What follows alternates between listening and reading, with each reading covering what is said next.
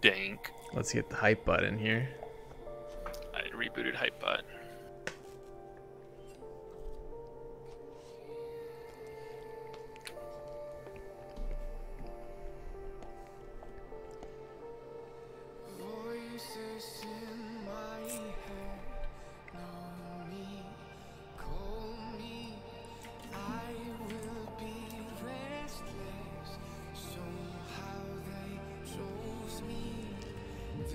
So we're gonna have Tajay against Owen.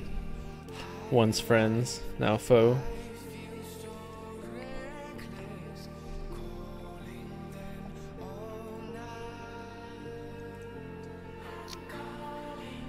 I think Tajay is going to get the upper hand.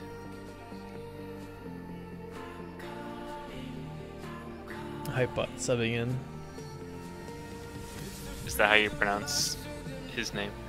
I don't know. That's how I've been pronouncing it. Owen pronounces it a little bit differently, but I can never remember how he does it. You can also just call him Matt. Just call him Tesha, like Kesha, except not quite.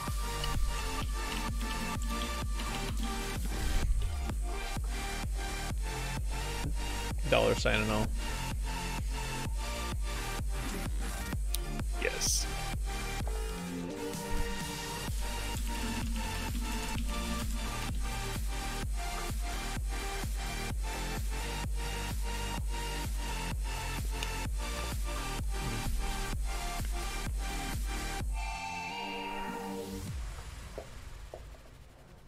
Scan long.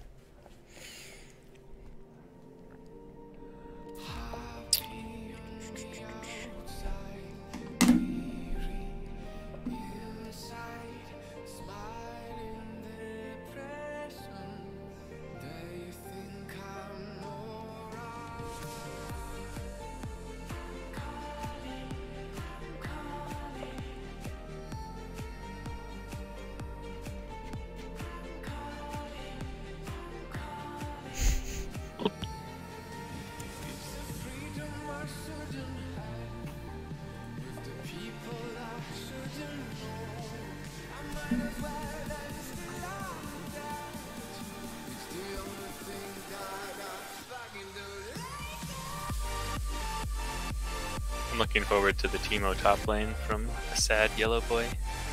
Did he say he was gonna pull it out? I strongly doubt it. He used it against us and proceeded to feed his face off.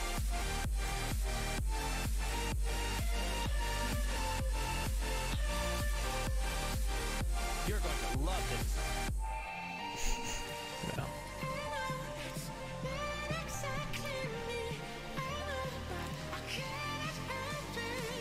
And I'm assuming that Matt's not gonna pull a Viper. Yeah, I don't think he has the faith in the Teemo AD carry. What was the reason for Teemo being played? It was something about. They said it was specifically a counter to Ezreal. Yeah, because they lack sustain. So it was good against Ezreal But it's and not- TK. Yeah, it was more of like the duo lane because Teemo also lacks sustain. Yeah, They so had Soraka helped. Did he play it twice? Yeah, he's played it twice. With Soraka twice? I don't know. I would assume yes. But it's like Teemo's not gonna really poke Ezreal. No, but Tom Kench also won't have the sustain either. He just won't be able to walk up and do very Yeah, much the at all. Teemo could use Tom Kench. Yeah. Because the blind prevents him from stacking anything. Mm-hmm. I guess post 6, Shrooms can poke. I mean, even a support Teemo will do the most damage in the game just due to Shrooms. It's not useful damage, but it's damage. I was very impressed by the spread of the shrooms. I don't know why, it just like it felt really good.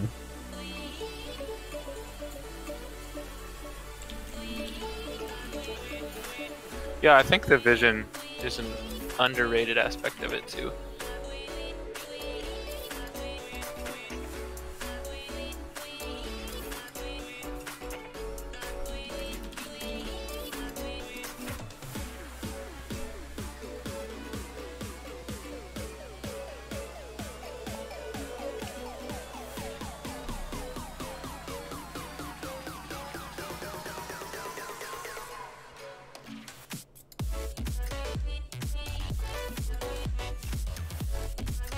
How is Matt back down to Diamond 5? He hasn't played ranked. Oh, It's see. just decay.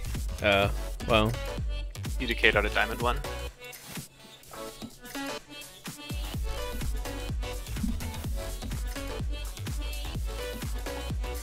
he played so much. And then he just Probably stopped. burnt himself out. Yeah.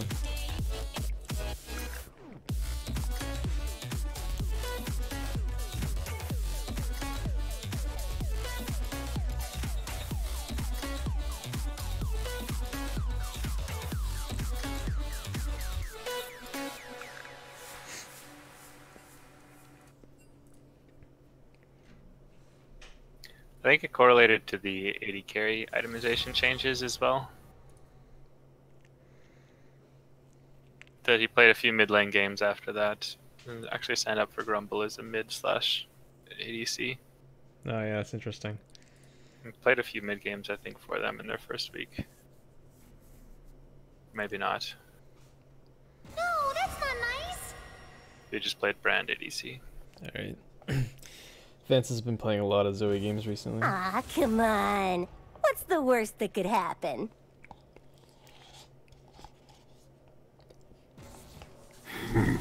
Tragic. Another ban against Vance.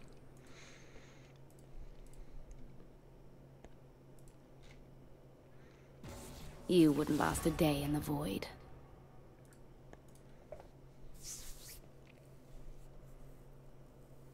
Looks like both teams are I targeting reckon. the strong players.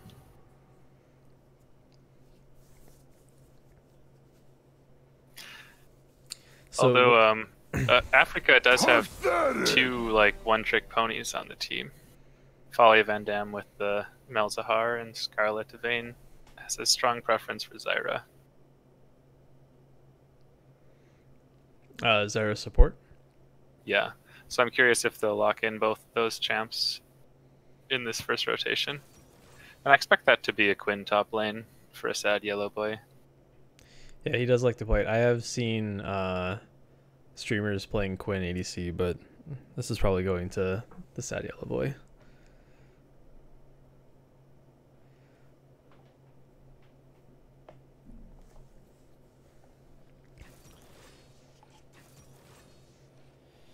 Scanlong picking up Olaf with the attack speed buffs. Yeah, it seems like a pretty substantial buff. I know we saw a lot of Olaf last night in some of the earlier games.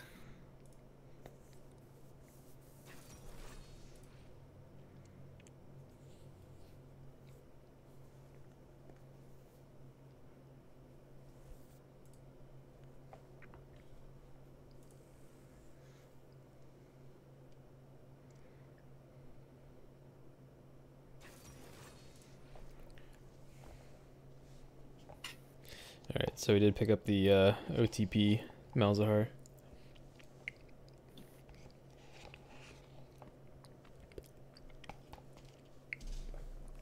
Yeah, I think it's a pretty safe champ to play against Vance, given that Vance is going to be the strongest player on the enemy team. Just get something that can push in, safely wave clear.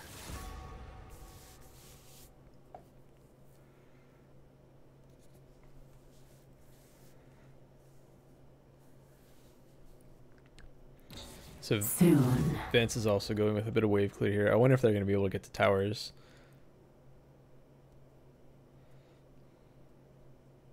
There goes the Zyra. Yeah, those mid lane turrets could stay up for quite a while.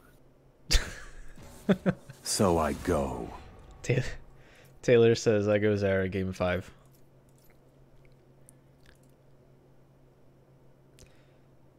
Oh, I'm not in that chat for some reason. I think this was a PM. Oh, okay. I guess I get rid of the chats once once the pick and ban start. It's over when I say. Oh, they were nice enough on the not bots team to reorder so that they were in the proper order to begin with. I have Provided that come Riot back doesn't choose to stronger. stick your own portrait at the top of the list of 5 for some reason. Yeah.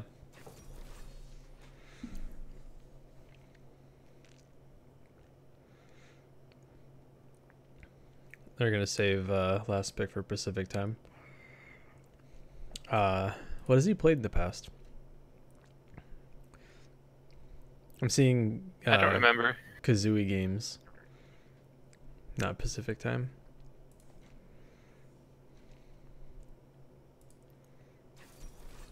He's played Gangplank, Singed, Shen, Poppy,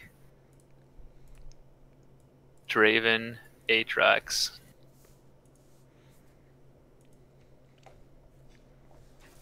And that's it.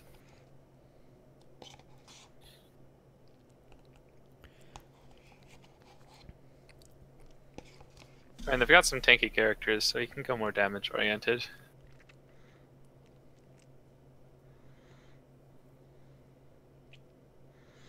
Yeah, and this is gonna be Tajay on the Quinn.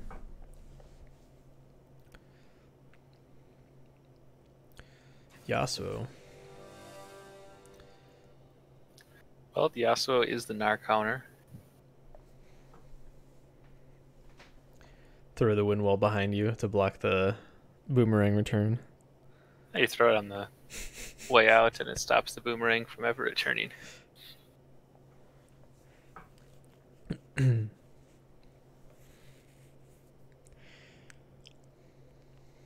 I think Notbots has to play around the top and the mid side.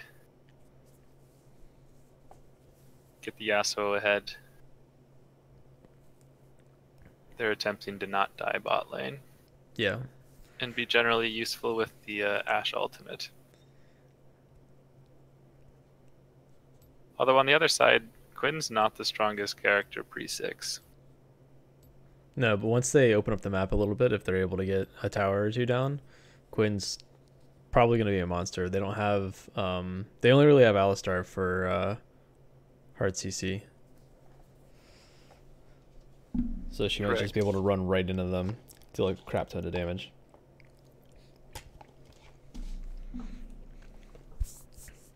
I would also say that I feel like Afreeca has probably a slightly better teamfight potential.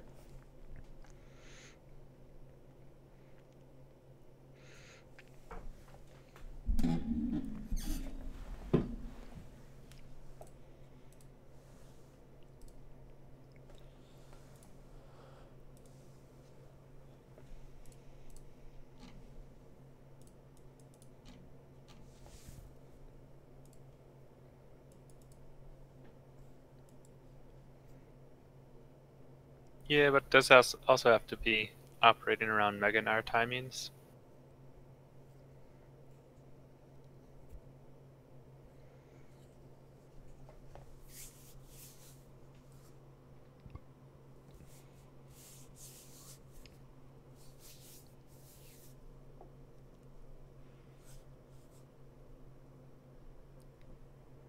I think Afreeca's got good wave clear, good split push.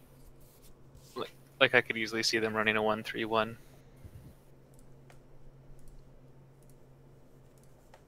With Quinn able to go off to either of the side lane and turn it into a 2v1.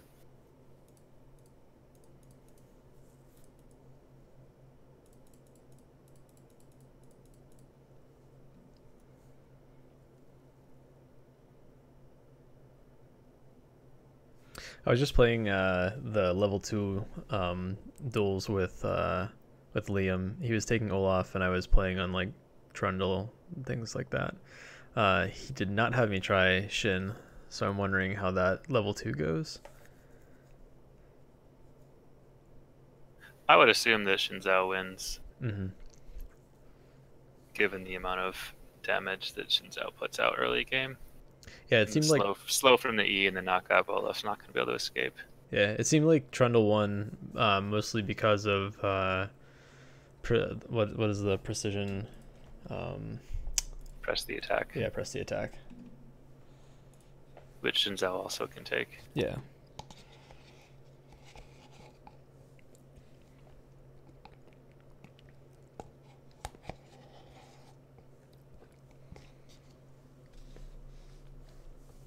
Well, Trundle also steals 80. steals 8. Yeah.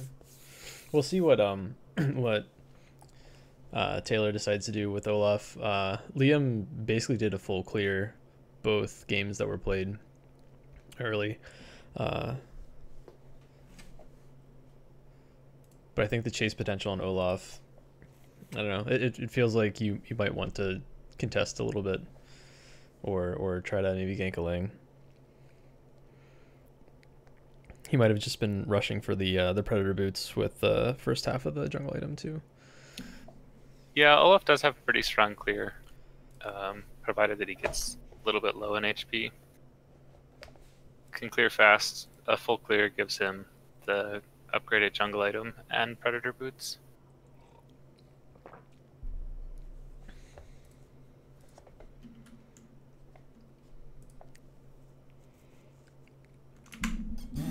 So this is a really strange game for me because I have not seen TJ play Quinn. I've not seen Vance play Ziggs. Yeah, this does not seem like a champion that Vance really likes to play. He really likes to have global or like easily Global pressure. roamable. Yeah. Or a little more playmaking ability. Mm-hmm. Whereas Ziggs feels dependent on your team peeling for you and just kiting around in fights. Yeah. Well, the ultimate is semi-global. Yeah, I think Olaf has gank pressure bot lane early. So I'm curious if they'll clear down, get an early gank there. The other lane seemed pretty hard for him to punish. Olaf decided to go for the Ghost Poro, so he's gonna get that extra AD bonus stats.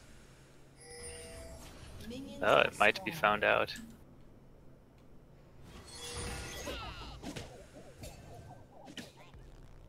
Yeah, it's gonna be a little bit of a late start for Olaf. He'll get back there in time.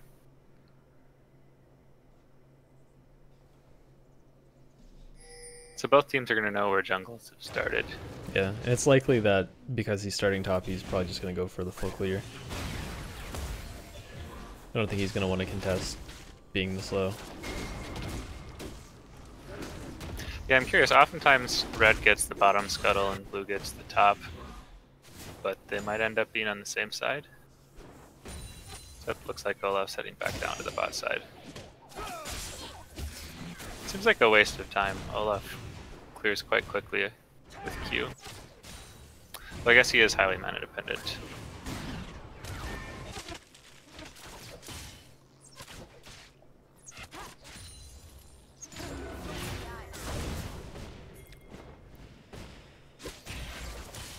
Vance is just taking advantage of Foley in the mid lane. Hit 2 and just started spamming with abilities. I mean, he might be overextending here. Zhao comes in for the gank. It's off the third proc, but I don't think he's in any danger. No. Olaf comes to back him on up. Just trading some spells and some damage. Vance didn't even have to blow flash there, which is nice.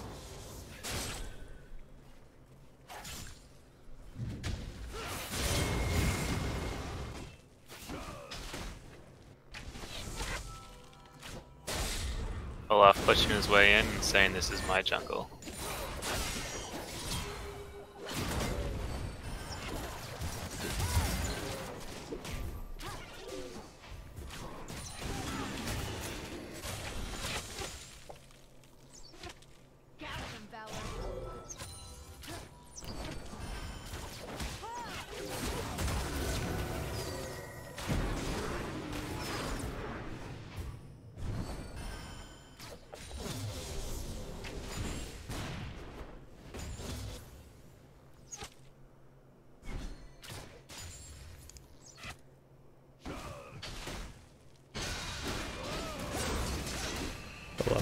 And smites the blue buff for health.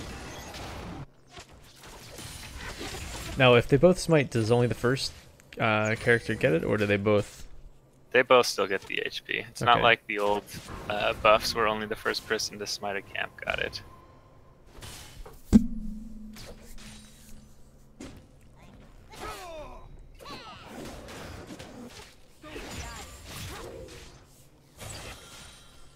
Alright, a little bit of fighting still over this blue buff.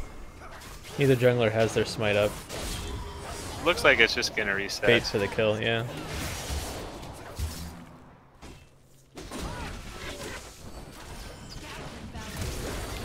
Oh, the flash in from Alistar. Without Flash the in ignite, response he from doesn't Quinn. have... But it looks like... Oh, the heal bait. But they And still the Aerie didn't gets kill. him. Yeah, without the ignite, they just didn't have the kill pressure there. Who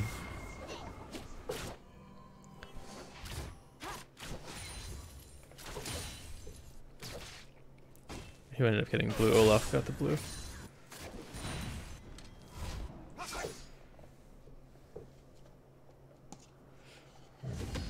After 5 minutes, the game is virtually tied.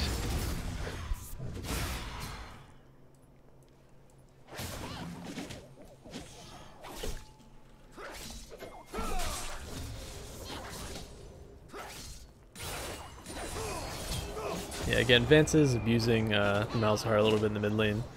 He's able to get up about 15 farm.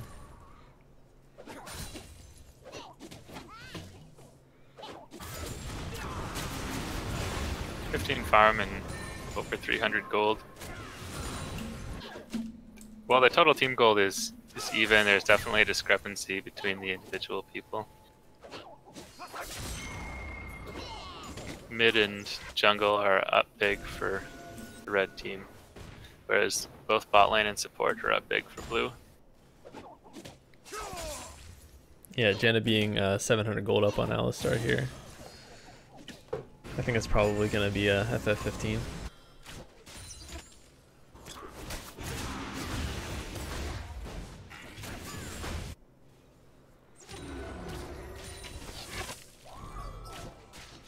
So as far as the ward game goes, map is looking pretty dark on the blue side. They've got a defensive ward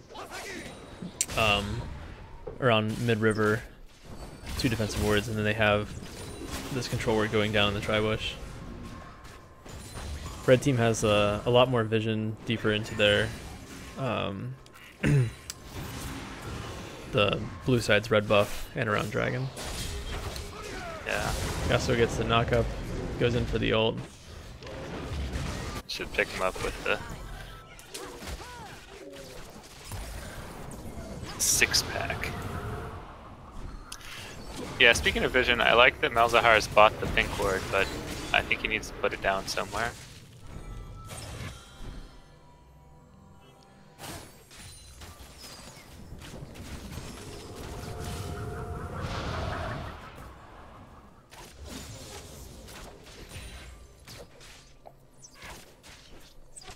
Alright, Ziggs is walking bot, looking to possibly ult if Owen's able to go in on Tajay.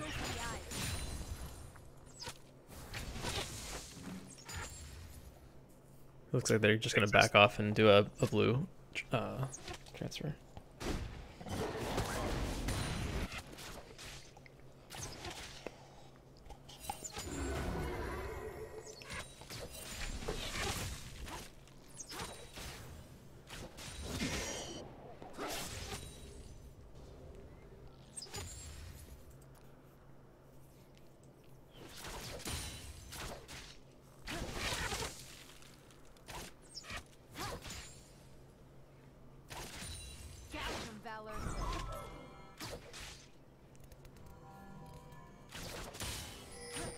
Again, Ziggs and Olaf posturing, potentially wanting to do something bot lane.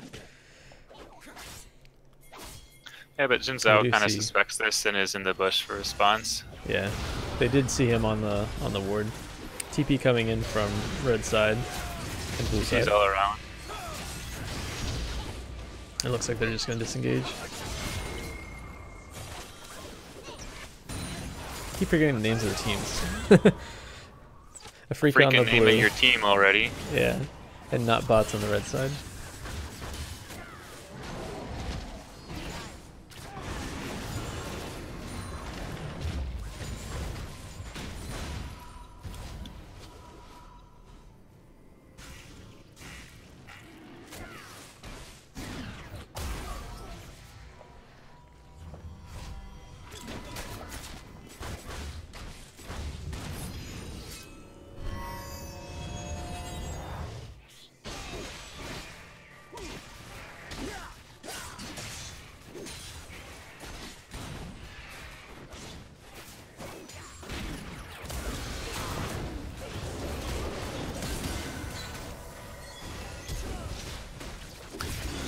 Quinn's caught out, but they have to waste 2 flashes for the kill.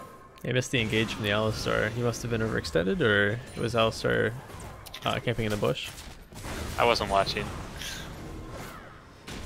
Directed camera is not predictive camera. It is not very Unfortunately. 6 flashes away, but Xin Zhao flashes behind, picks up the kill. Repeated level 2, except Olaf wasn't there to back up the Ziggs.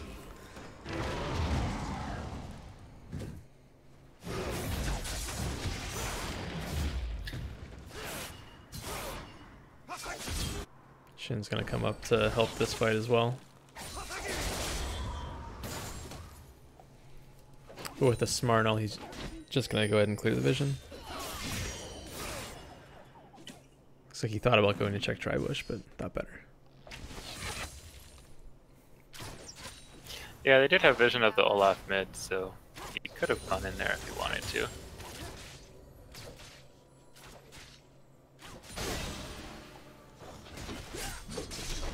Man, just more deja vu. They're not even trying to hand off the blue buff and they still can't keep it. Just barely misses the kill on the Shin. The Ragnarok was gonna save him from the Mauser ult anyway, but the damage was there. the damage was too much. So the shields from the Janna is able to keep Quinn alive. It looks like they're going to be able to pick up Ziggs on the back of this. That was an excellent wind wall from Yasuo and dodging Quinn.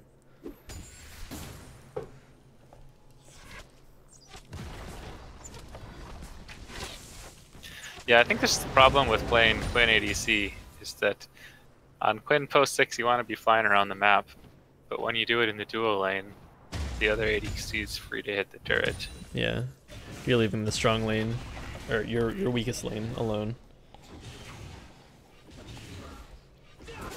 Oh, they were able to pick up the kill with the roam.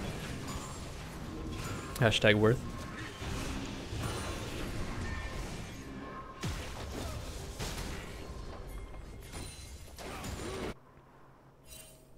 Starting to hit some power spikes here.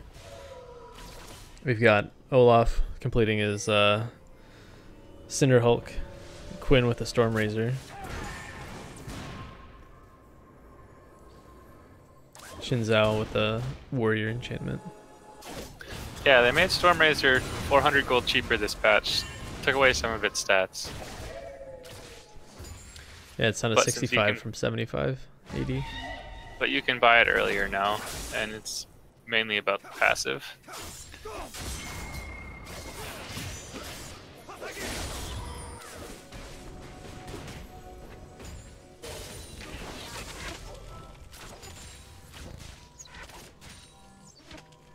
They're still fighting for some vision around the dragon pit. Olaf has a pretty good early dragon, but kind of passed the opportunity to sneak it in now. Gotten some fighting in the top lane.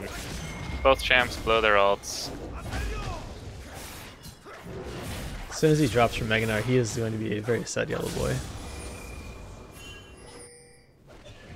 They may finally actually be able to land an auto attack though.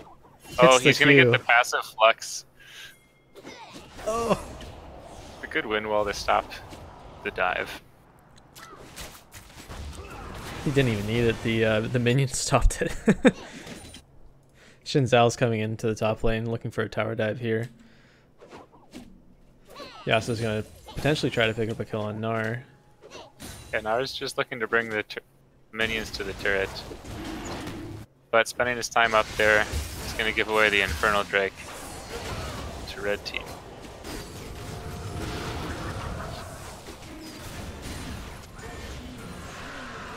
Should be a dragon for a tower. Yasuo's TP is almost up, but not quite. Also, her ultimate Ziggs takes him down, but sits still a little bit too long. Olaf is able to come in and get some retaliation. Vengeance. I'm actually surprised that he had the damage to kill the Ziggs there. Olaf uses his ult, picks up the kill, and is looking to get out. Whew. And now if Nar took Area instead of Grasp, he definitely would have had that kill.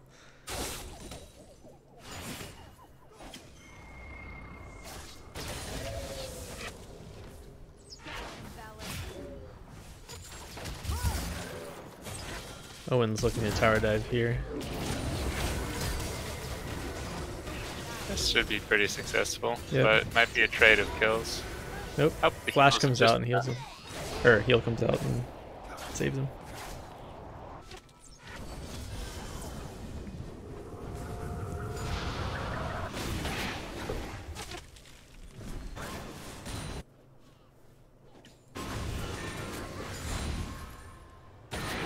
Still haven't spotted this deep ward here on Jhin. They can see him every single time he walks by. He's done it several times now. Yeah, for all you junglers out there, just remember to path through random brushes on your way in the jungle. Yep. Olaf throws down the Predator, gets the axe. He ults a hair late, and that's going to be enough to make him not be able to pick up the kill. Jhin flash. You see, we get the Ziggs. This should be good here. They may be able to pick up quite a few other kills off of this. Jhin ults to kick him back. Mel's picks up the Alistar. They get 2 more. But it's too bad because Yasuo in the top lane hit his Phantom Dancer power spike. 60% crit chance.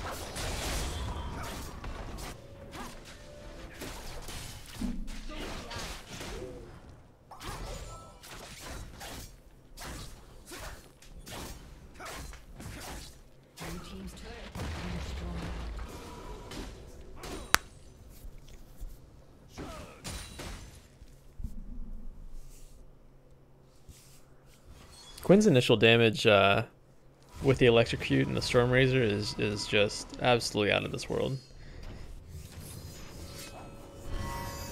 Olaf hitting the Predator here. He's going to try to take down... Oh, there. Throws the Ragnarok. Gets the Janna kill, but trades his life for it.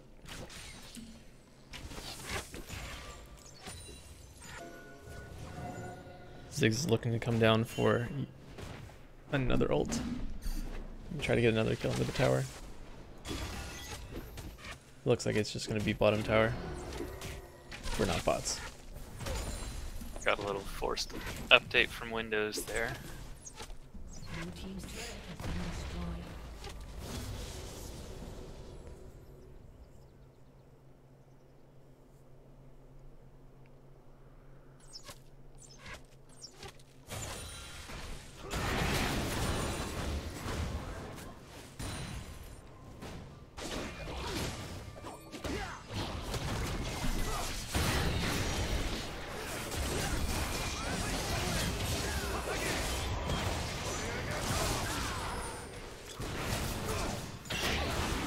Yasuo has some fancy footwork here. The Enchanted Crystal Arrow from Ashe helps him out a little bit so Nar isn't able to do any more damage.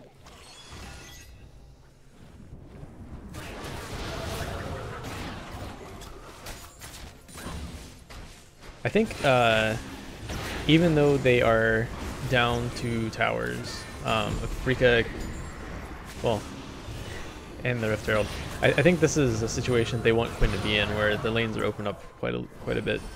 He's going to be able to farm and then come into mid lane if there is a fight.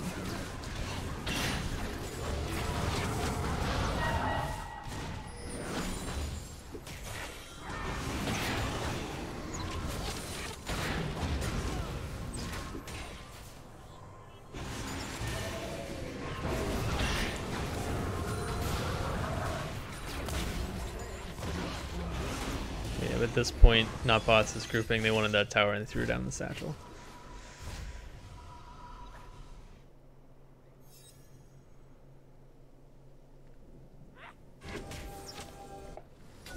Again, That ward spotting out's in. Yeah, that must be a large component in why Olaf has a 27 vision score already.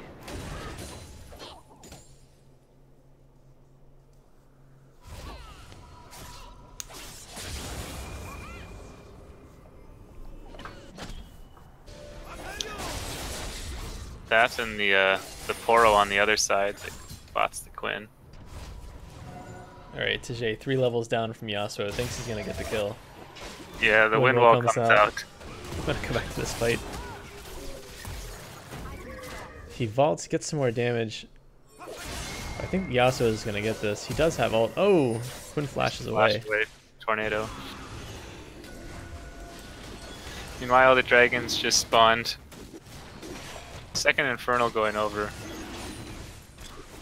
It's not what you want to give up.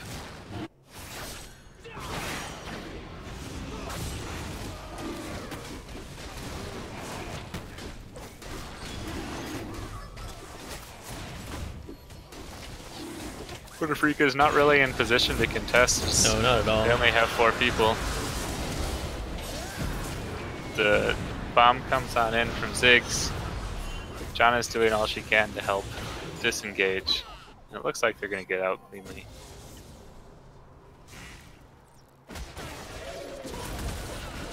And says, "What about me?" But ends up just What giving about up him? his life.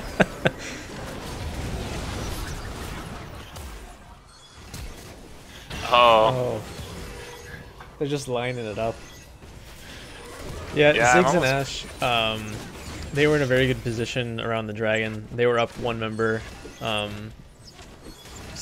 Afreeca couldn't contest the fight, but also they were just throwing volleys and bombs. Yeah, they've got a lot of poke. They really want to be in these areas. Oh. Another wild bomb finding Shin there. And the Satchel takes down yet another tower. Yeah, Freakin just has low sustained damage for these long drawn-out fights. They're really about the pick, which they're able to do there successfully.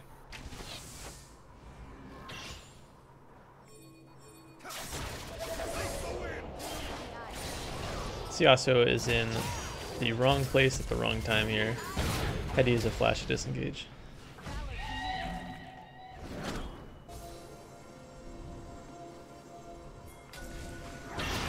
Should be able to get this mid tower.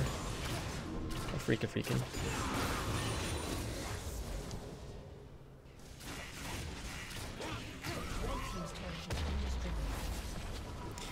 First tower of the game. For Freakin, name your team.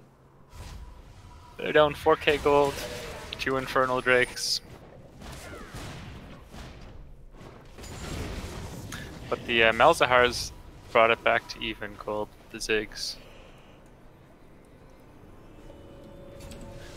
There's now a huge discrepancy in the top lane, in addition to the jungle.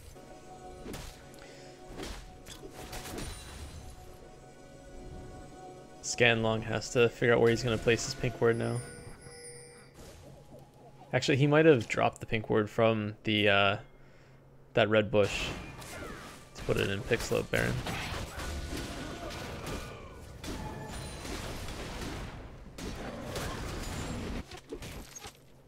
Yeah, not bots are definitely not wards.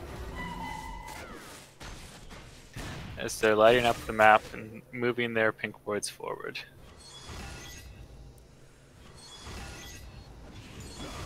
They're doing a great job at snowballing in this game.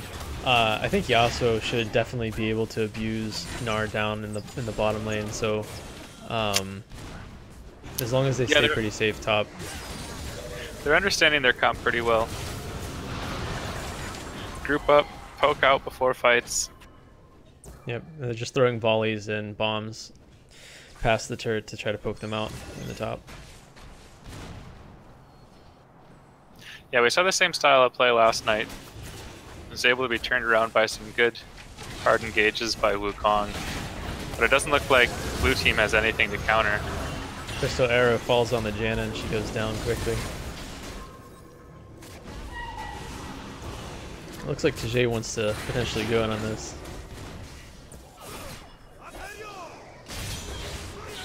He also hits the tornado, goes in for the ult.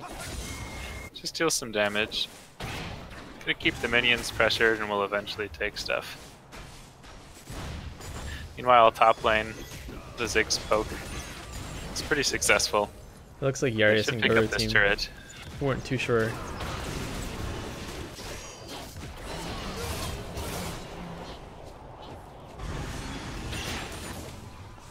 Yeah, Nar just doesn't have the wave clear to keep Nope. up with the Yasuo. And Yasuo is just keeping him there as much as he possibly can.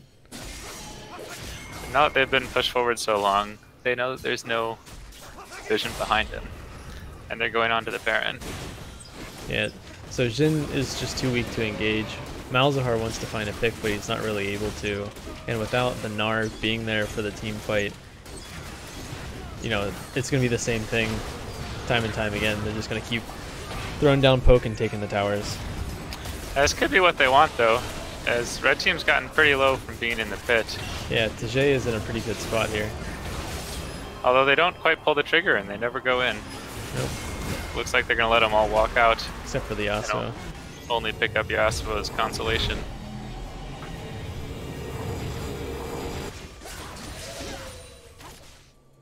Yeah, I'm curious if the Malzahar shouldn't have gone Predator in order to help get some actual engage.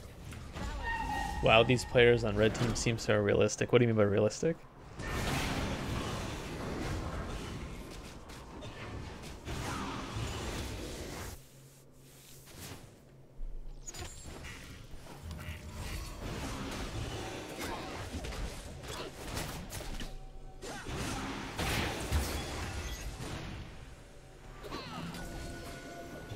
So starting the Dragon Dance.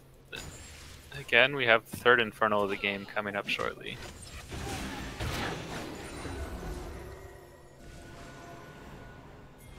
That's one way to get rid of the bug on the dragon display in the corner. Always have Infernals, yes. Yeah, they're always Infernals, it is correct. Channel Crystal Arrow goes wide. Nara's about ready to pop to Mega here. This is He is almost the way fight too they're low. looking for, but the Ziggs bomb just does so much damage. Nar gets caught behind the wind wall. They're going to take the Malzahar out as well. Olaf chasing down the Janna. He's going to get her with the axe. They're going to try for the Quinn. More slows, Nope. but Quinn's able to successfully hop over the wall.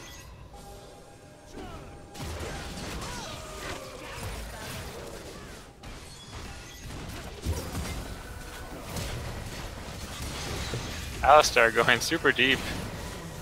Don't think Giving they up the quite kill. needed all four down there. They probably should have kept one to try to prevent the back and had all four go mid to get a quick inhibitor. Yeah, but when you have a 9,000 gold league and 3 YOLO. Infernals, I don't think there's many wrong calls to be had at this point. Nope. So 2 still dead and the pushing power from Ziggs. Looks like they're going to try to end the game. Malzahar is Malzahar knocking down gets the the ult. Yasuo. And they think twice about that.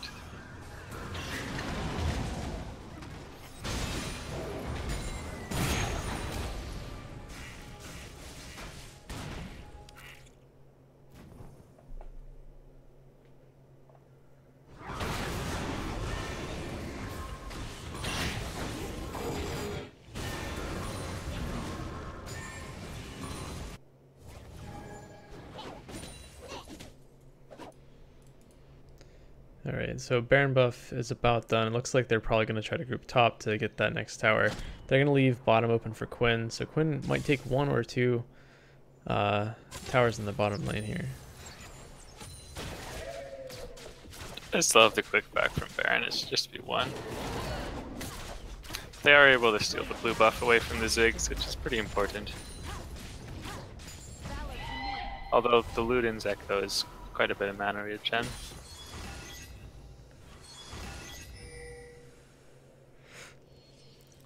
So they're sending Ashe and Ziggs to the same lane to protect the tower and get the farm.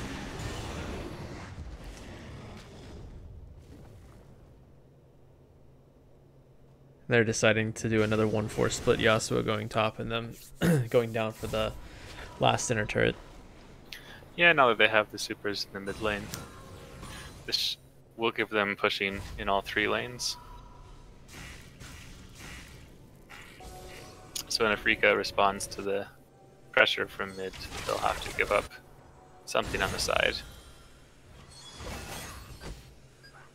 But they do have the minions pushed out quite a while, so it'll be another 30 seconds.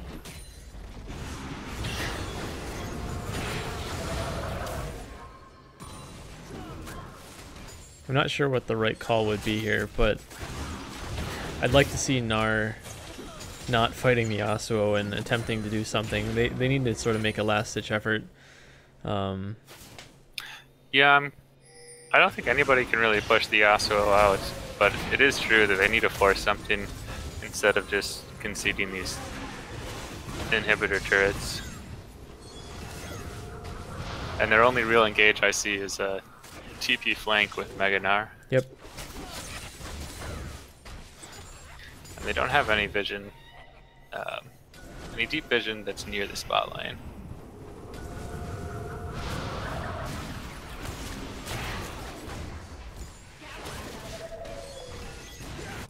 So this could be it here. Shanna Crystal Error catches out the Janna. Olaf ults before the Janna is able to. Then they just pick up 2 here. Mega Gnar comes in, stuns 2 against the wall. It's just a little too late. The good wall up catches 3 of them. They're able to pick up Alistar's consolation, but they've gotten the turret. And they have no more damage. They should be able to pick up the Olaf here too. I mean, they're gonna lose the inhib by the inhib top. I really think they should have tried to pick up those last 3 kills bottom. Every structure and just waiting to take down the Nexus. GG.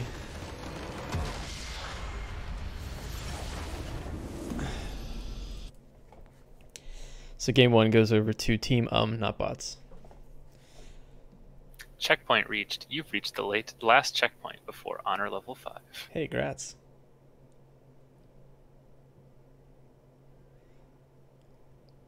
Apparently you can earn honor for spectating games. Maybe it's just delayed.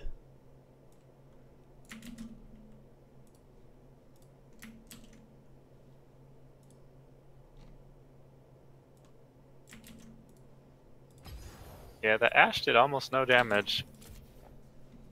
Looks like it was mainly the Ziggs with the poke, the Ashe with the arrows.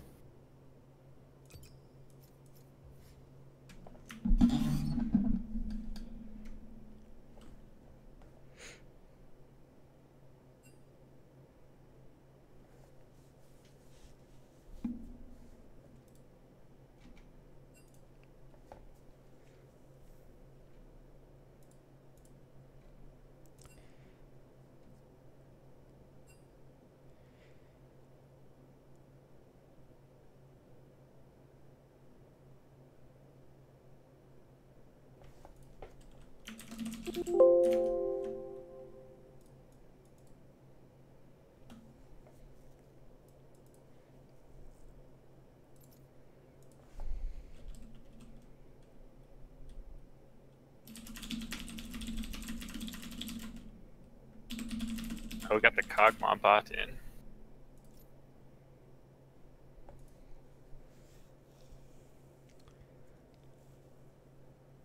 The Kog'Maw?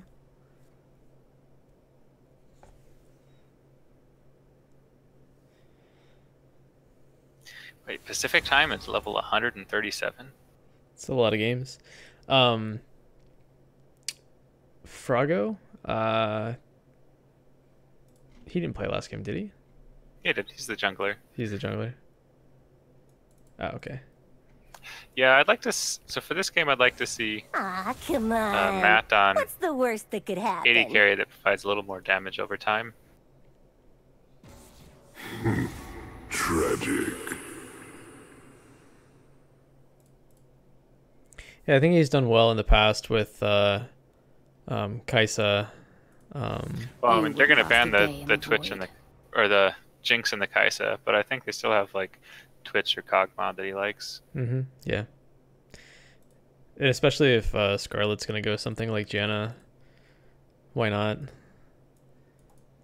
Exactly. I think that's gonna be their biggest downfall is if their support's not able to go into a tank, and Come on, I Pacific won't Time hurt is able you. to keep Yellow I Boy promise. out in the side lane splitting, they're gonna have a very similar advantage taking down towers one after the other. Soon. Yeah, Africa has the advantage bot lane, and they need to turn that into the game for them. Whereas they're playing an AD carry in the top. And going up against probably the strongest mid laner in the tournament in Vance.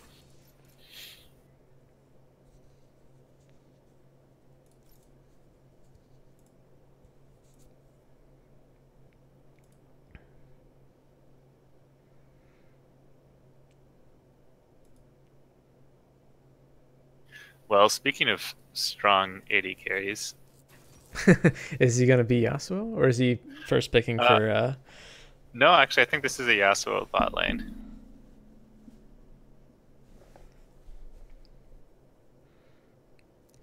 Usually with the Yasuo bot lane, you see like a Morgana shield or something like that.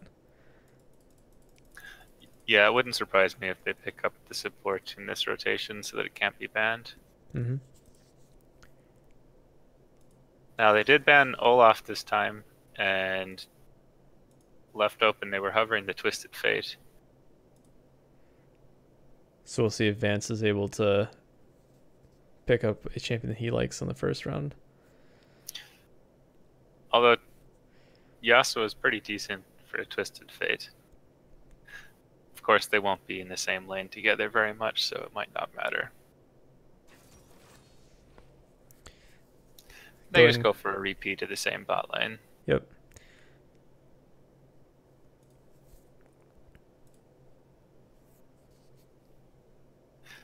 I think it worked out quite well, and should work pretty well into the Yasuo as well.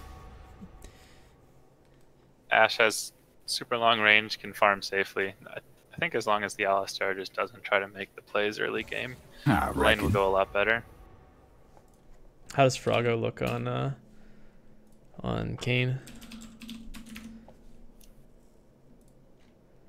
I don't really know. Let's see. The game I played against them, or the week I played against them, I was playing on a different computer with a different mouse, and played Graves into Warwick. So Froggo is 2 out of 8 in solo on Kayn, but he is 7 out of 10 in flex on Kayn. I'm going. Banning even more champions away from Vance.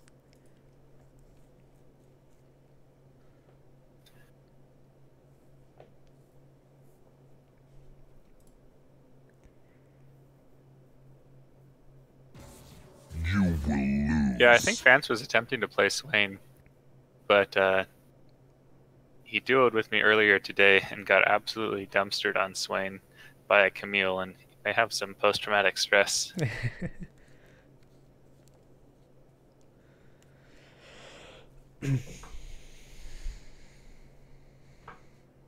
So I'm hoping that they're going to save their... Oh my man. Yeah, okay. I was going to say I'm hoping they're going to save their top pick for last on the Afreeca name your team already side. Because it's still uncertain whether it's going to be Tajay on Yasuo or if the Yellow Boy. Tashay's played Yasuo at least twice. I know he played it... Didn't he play it like first week? The first week, and then he played it the last week against us, but that game was kind of a meme because they knew they were already locked up the #1 seed by that time. Mm-hmm.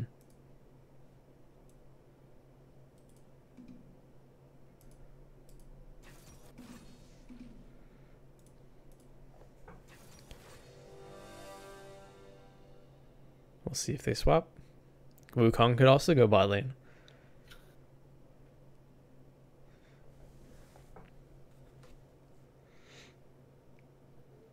So this is definitely not the same type of team comp for Team Not Bots.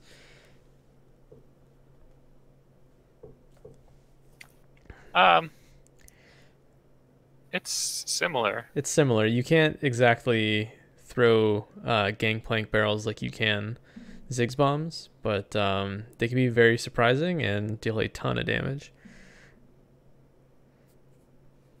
Yep, and they've got a good wave clear Mm-hmm. with the Victor. Not the same turret taking capabilities, definitely. Yeah.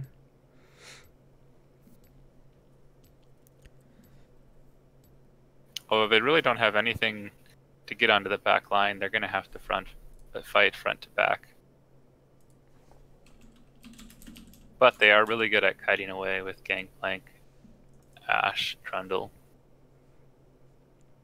Really, the entire team just wants the enemies to engage on them while they run backwards.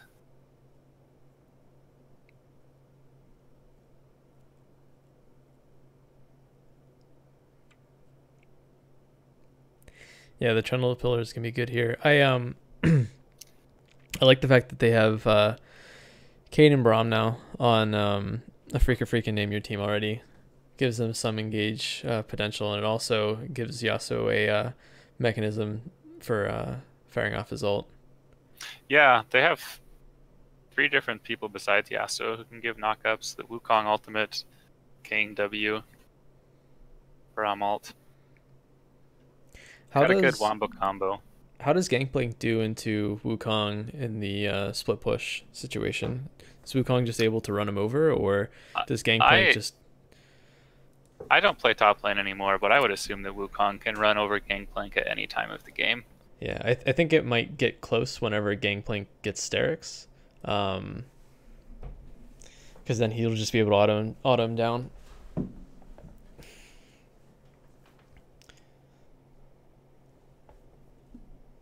Yeah, I assume that top lane Wukong still builds pure damage. Mm-hmm. Probably lethality. Sorry, probably a lethality glass cannon build. Yeah, so it's really can the Gangplank catch him with the barrel before he engages, but I think the Wukong should be able to stealth in. Yeah. Again, to trigger the Yasuo ult, I think we're going to see a Rost here. I don't think that they're going to try to put Kayn on pure damage, since they're going to be doing the exact same thing with Yasuo and Wukong. Oh yeah, They need another tank here. I think there's almost never a reason to go blue Kayn in a competitive environment. And this is why I'm not allowed to play jungle for any of our competitive teams.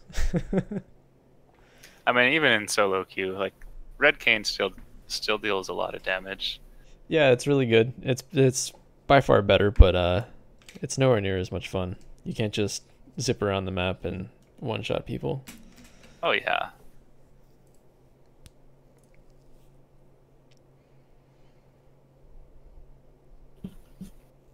I wonder if we're going to see another 5-point spread from Team Not Bots. Or if they're going to try to go in for a stack.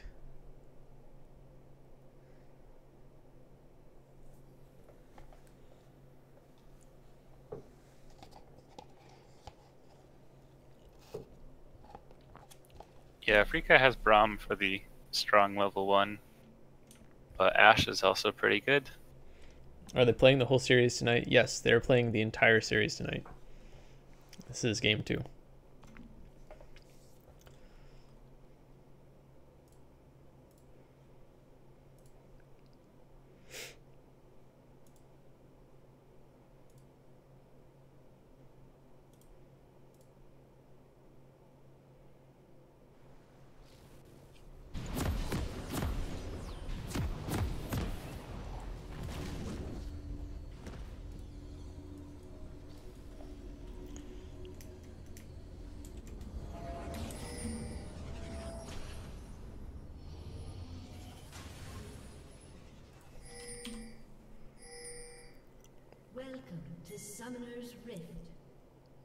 I'm gonna try to do some fancy things with OBS and keeping score, so I'll let you provide the main commentary for a little bit now while I dig around with that.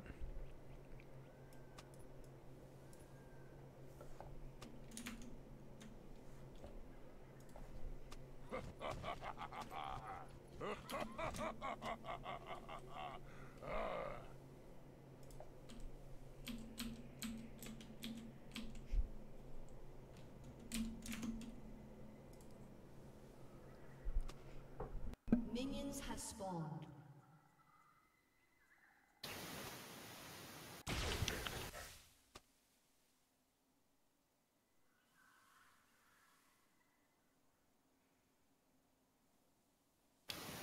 A little banter and all chat going on. I'm actually Looks not like able to see it. What are they saying? Taylor doesn't like the beach theme music, and I've got to agree. I think anything that just changes with your mindset a little bit, like the banners appearing on the walls, kind of throws you off when you're not used to it. Unfortunately, there's no way to go back to the classic music that I found right now. So red team's doing a little cheeky start in the tri-brush, but they expect it and avoid it, and instead Trundle comes for the early gank onto the Malzahar, and they pick him on up. Fighting in the top lane, Wukong burns the ignite. Both of them are super low.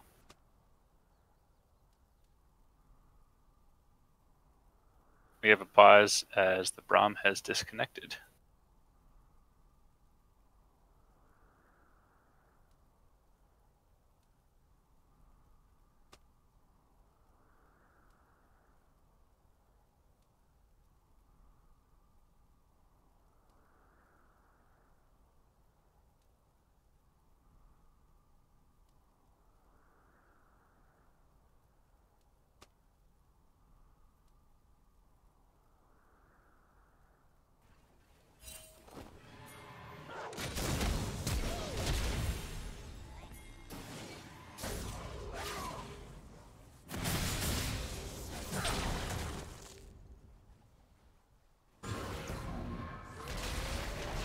Oh, and Trundle comes around for the return gank, and they're not quite able to turn it.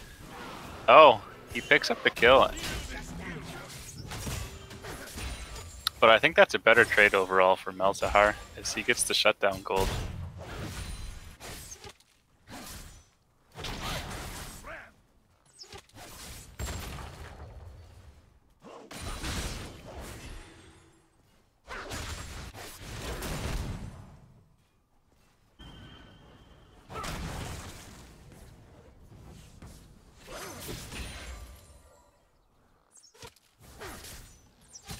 Yeah, so looking at the keystones, Gangplank took Klepto, which feels like a slightly greedy approach into Wukong. I would have personally taken Grasp.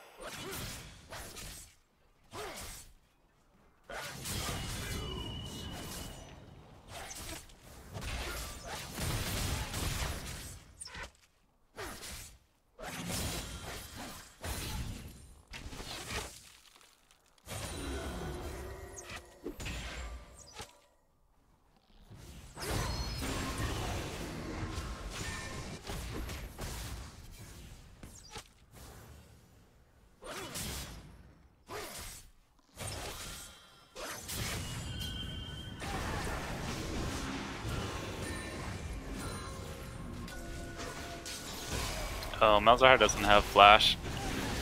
Caught out again by the Trundle. And gives up his life.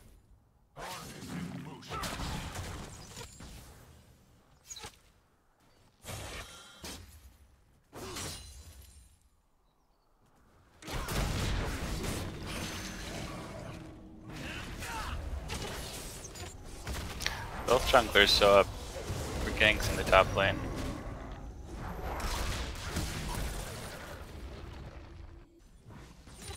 red buff's not quite enough to secure the kill, but they do get the flash out.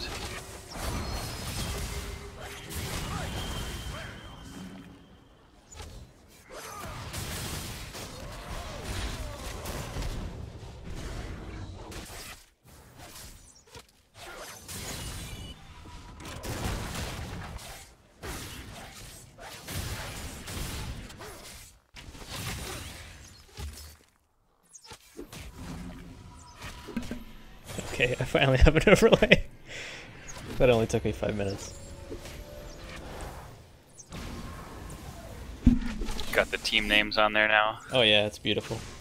Does it say T4 or whatever number No, they are? I typed the whole thing out. Typos and all.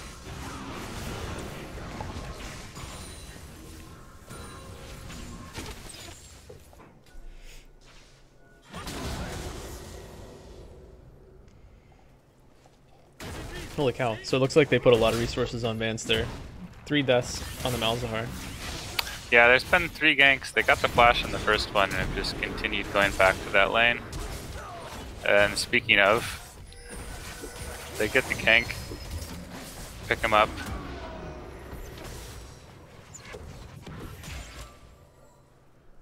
Some really good stuns from the Alistar.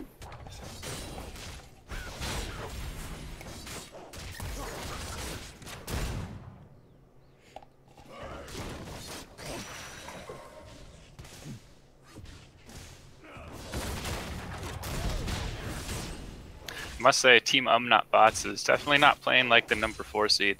This is more what I expected to see out of them based on the draft.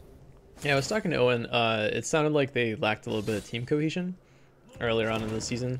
I'm not sure if it was from not playing together or maybe they weren't used to listening to other people's calls or something like that. I don't know if it was. I don't know exactly what the problem was, but that was what I heard from Owen. It looks like Whatever it is, it seems like they're on the same page right now. Yeah, they're coming together quite nicely.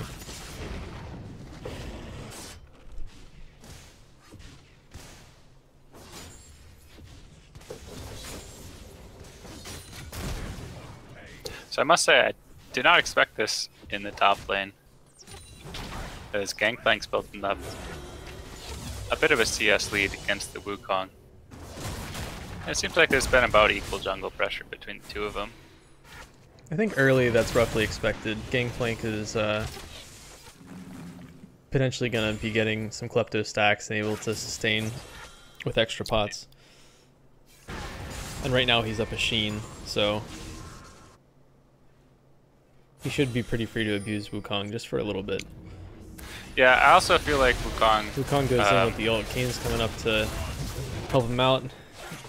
Till goes over to Kane. Yeah, I also feel like a sad yellow boy is showing his lack of top lane knowledge. Because I think he could have picked up a solo kill earlier. Lack of knowledge on this particular champion, or does he not play top at all? He's an AD carry main. Ah, when playing with Matt, you're not going to get a lot of chance to do that. Nope, he basically drafted one person for every position on his team, and is playing whoever is not able to attend. And this week, that would be Kazooie. Or no. Was it Kazooie? Ravenite? Ravenite. Or I don't know which team Ravenite's on, actually. I think it's on Afreeca. Let's go look at the website. Yeah, Kazooie's on Vance's team.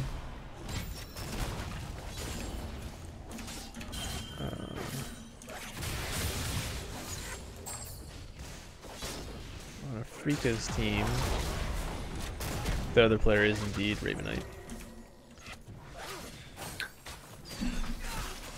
Alright, it looks like the junglers are attempting to dive on opposite sides of the map. It's probably going to be a first tower going over to Afreeca. Team Not Bots. Or Team Not Bots, God. So Blue team. Blue team, yes. One of the teams One of the teams. is going to get first tower eventually. It's a much earlier, as last game it was 15 or 16 minutes in before we saw a turret going down. Yeah, there was a lot of posturing by not bots, looking at bottom, but never actually being able to pull the trigger.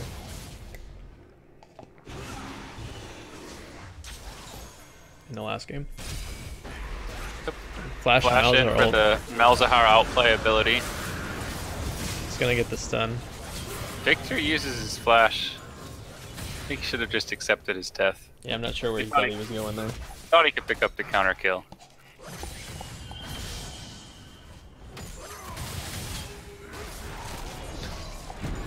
Meanwhile, Yasuo is not respecting the Trundle here, and he's going to pay for it. Trundle ult comes out, picks up the kill. I mean, Trundle deals damage even without having 4 kills.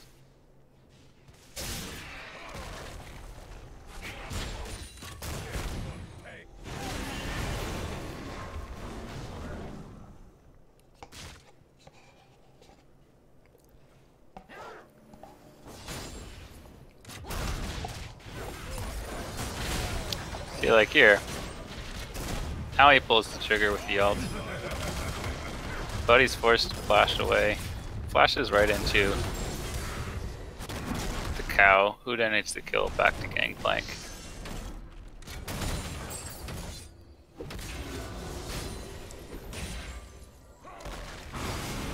Yeah, not bots are just snowballing out of control.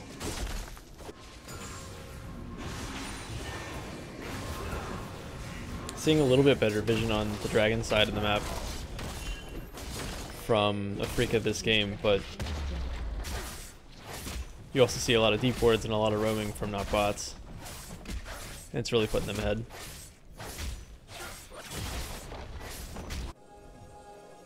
Oh, Kane walks into what he thinks is his own jungle, only to learn that it is not his anymore. Fortunately, he can go through the wall and escapes with his life. But there should be another turret going down in the mid lane. Meanwhile, in the bottom lane, Yasuo and Braum push down the tier 1 tower, jumping in on Ashe, picking up the kill with the tower dive. Yeah, Alistair's been gone for a long time. Owen does tend to do this. I think it's not good for an AD carry that might not be very confident in themselves or know exactly when they need to back off. Well, or for an Ashe in general who's not very self-sufficient. Mm-hmm.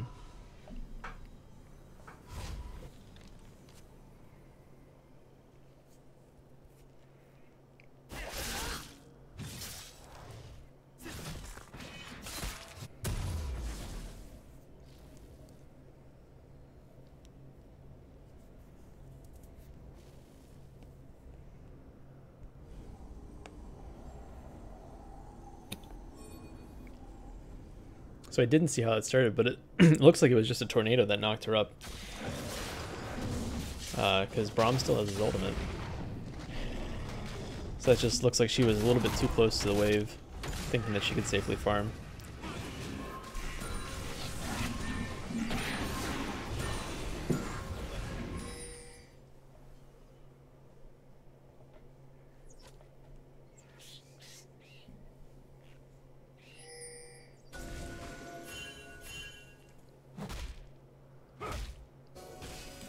What's the next dragon coming up?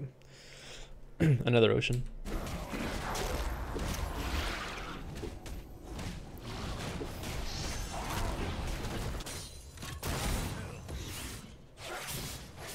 So Afreeca keeping their strong side on that bottom tier 2.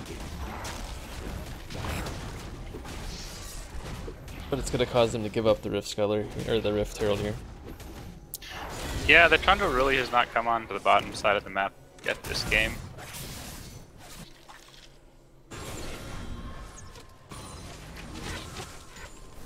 They say play to your strong side. That's exactly what they've been doing. So he comes in, removes the spell shield with his E for the Enchanted Crystal Arrow hit. And they're really making this Malzahar sad that he logged into the client today.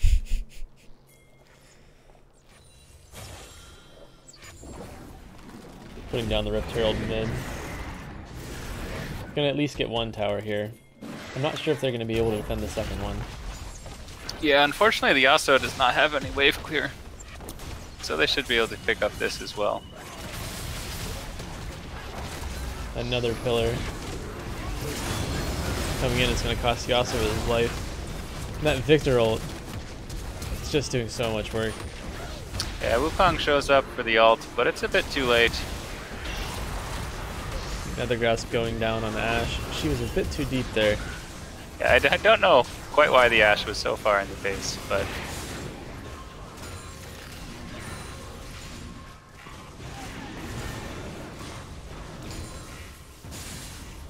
They deal quite a bit of damage to this inhibitor turret. But it's still alive, although it will only be able to regen up to 1/3 of its HP. Red team's turret has been destroyed.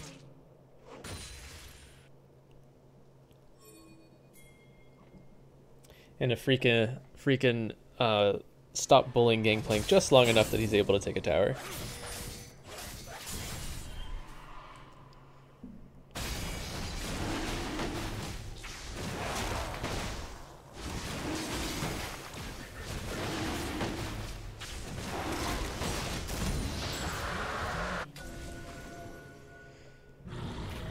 Kayn is now Rost. 16-minute transform, that's usually what you're looking for. That's what I aim when I play support, to get my sights down.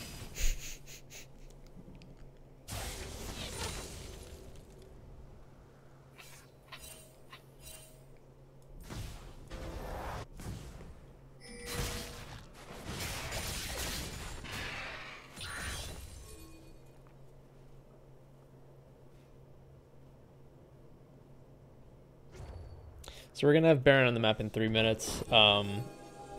Team Not Bots has quite a few towers down. They should be able to push out Vision and make a Freakin potentially try to check the pit.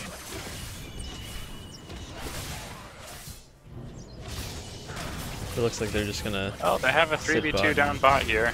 They can get a knock-up. Yasuo can go in, although he has been stunned every time they've landed one. Doesn't matter as they're able to pick it up.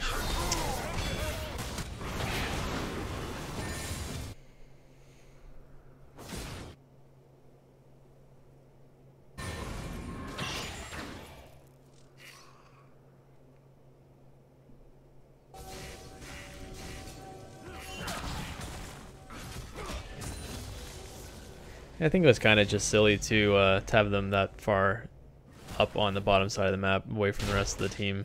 I think Ashe needs to be more central or looking to use her arrow. And with Baron coming up soon, they definitely want to more, like I said, try to bait fights. Yeah, we look with the 5,000 gold lead. They're still down over 1,000 at the 80 carry position.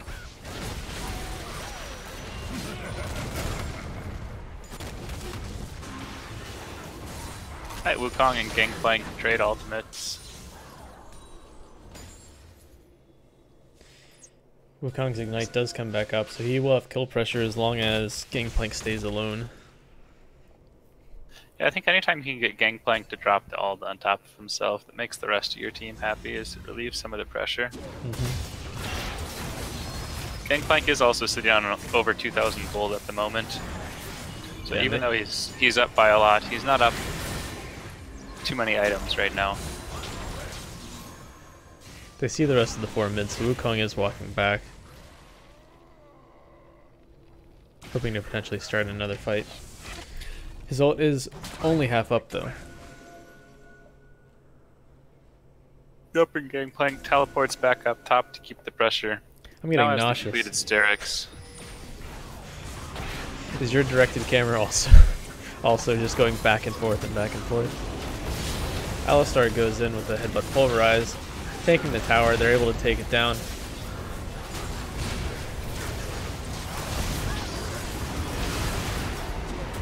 It's just mass chaos. Yeah, another great pulverize from the Alistar knocks up 3. They take down the AD carry, but they're not able to take down the rest of the team. Yasuo dying with his ult up, and Wukong just not having his ult in time.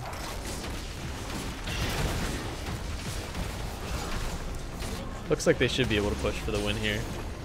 It's still pretty early. They're gonna pop on up in Yeah, just a few seconds. not They run out of the minions, I guess. minions.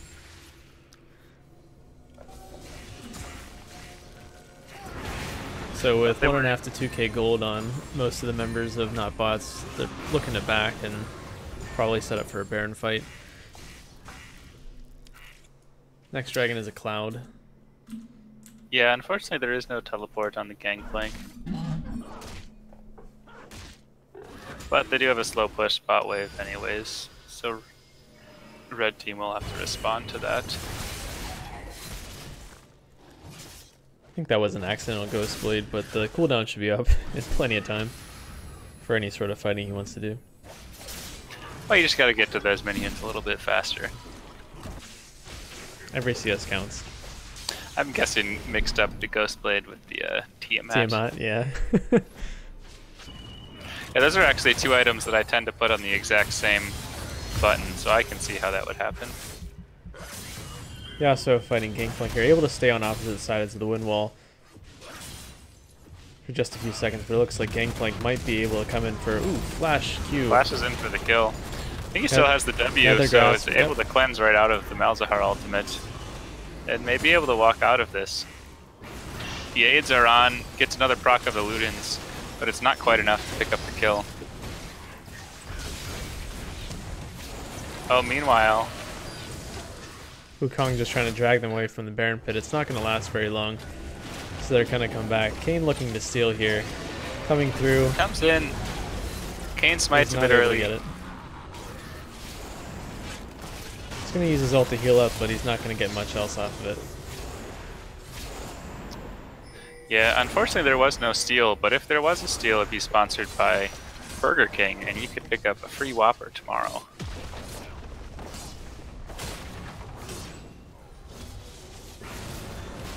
With your copy of the match history. Apparently now my stream is promoted.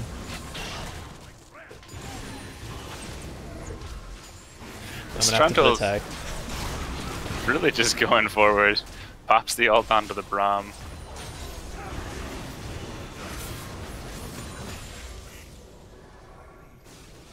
I'm not sure why they brought Gangplank up, because it seems like he still should be able to get bot tower. Ashe is going away by herself.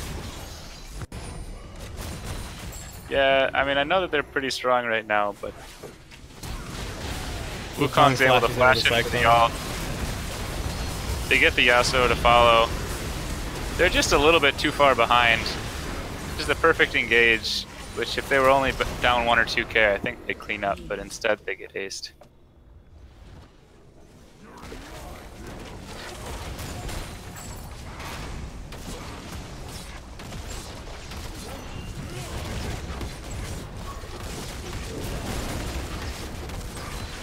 Oh, and Trundle wants to remove the perfect KDA and donates the kill over to the fountain. He's just helping with the stats. He wants to make sure we don't divide by 0. Yeah, which you too can get a fountain drink at your neighborhood Burger King. I'm actually a big fan of the Diet Cherry Fountain Drink.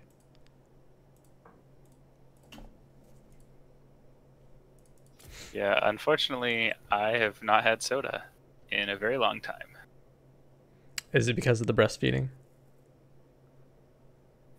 Yes.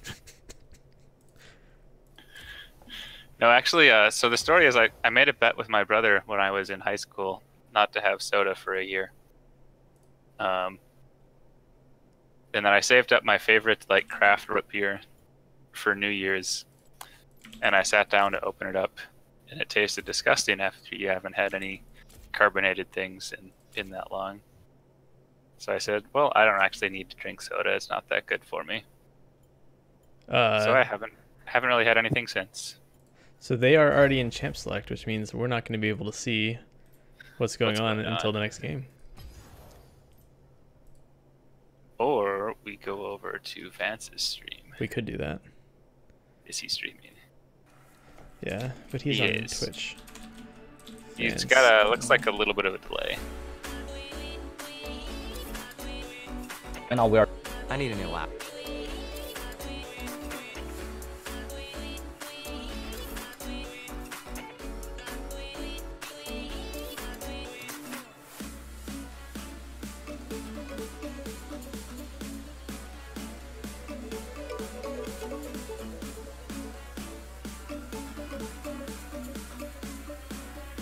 Oh my, that is not what I wanted to see.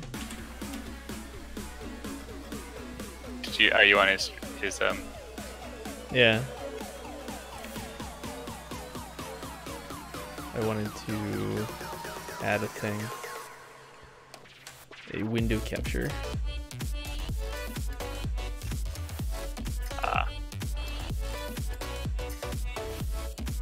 So it looks like bans are staying pretty similar, as Afreeca bans out the Aurelion Soul and the Zoe. They ban out Jinx and Zyra. And they banned the Olaf over the Trundle. Yeah, I thought the Trundle was quite effective. I really liked how he was able to use the pillar to take away the Malzahar ult. And then they would just combo him with the Enchanted Crystal Arrow into the Headbutt Pulverize. And then by the time that was all done, he was dead. Yeah, I've played the Trundle into the Malzahar before, and it seems like it makes Malzahar's life miserable.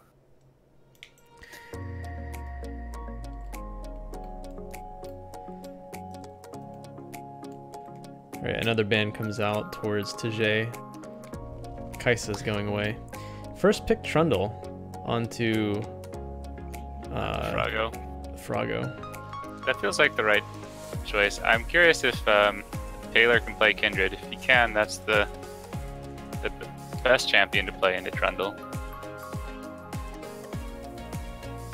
They're really worried about this Ashe being picked away, so they're going to take her first. No, they have been playing the Ashe the entire game. I think Vance is basically telling his AD carry play Ashe for the utility.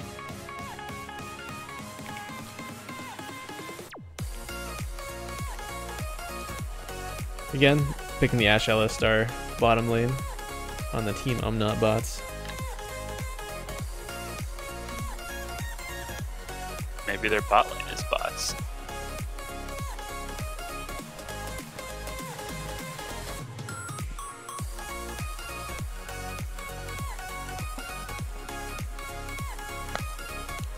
Draven's All hungry. right. Oh, and it's coming in. I lock in the Draven. I like this.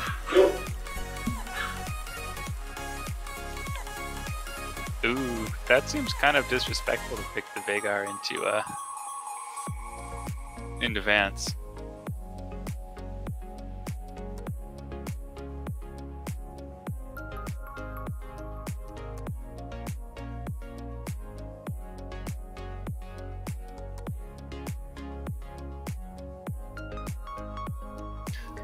Well, my dog wants to go out, so I'll be back.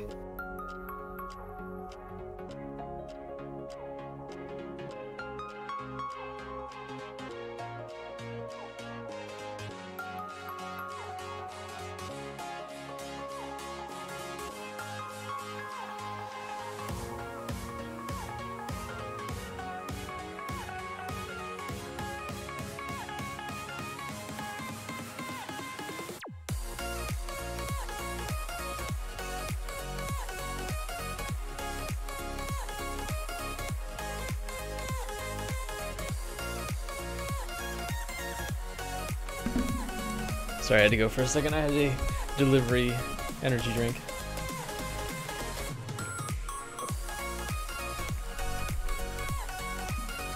So what else is going on?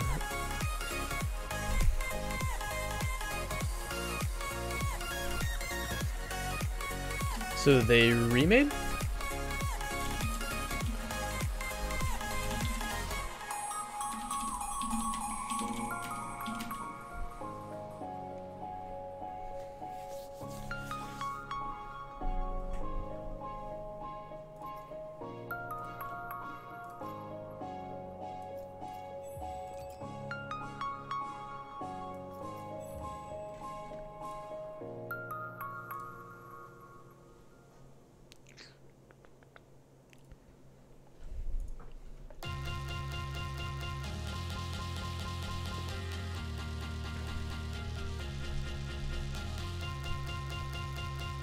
So we're just getting all the picks off of Van's stream now.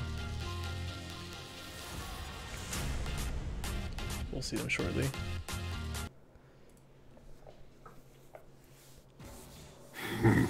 Tragic. Ah, come on. What's the worst that could happen? You're scared. Good to know. Fake bands coming out here. Soon. Playtime's over. They restarted. In the void. Yeah, they picked Akali, which was a proxy for Shin. So we got an invite.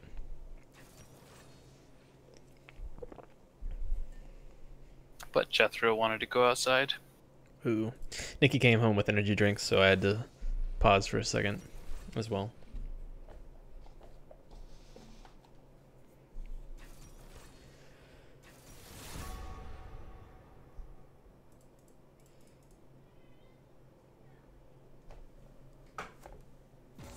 As you wish. Just watch the bands from your stream.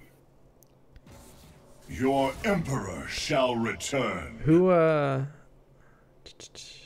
didn't happen to see who the support was. recommend skipping.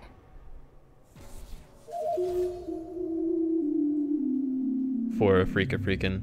I saw they picked Mundo top, though. Do you have a link for your stream? My stream? Oh, I find it. I'm subscribed to you. Yeah, subscribe. It's the best. I am subscribed. I'm telling everybody else. I stream HGL and I stream Grumble in the summer.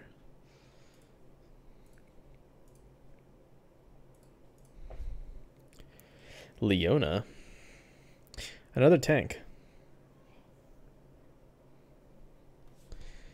Which is good. I think they got the memo that that's what they were missing in the first game. Leona Draven should be... This seems like it might be a desperation pick. Just trying to win lane as hard as possible.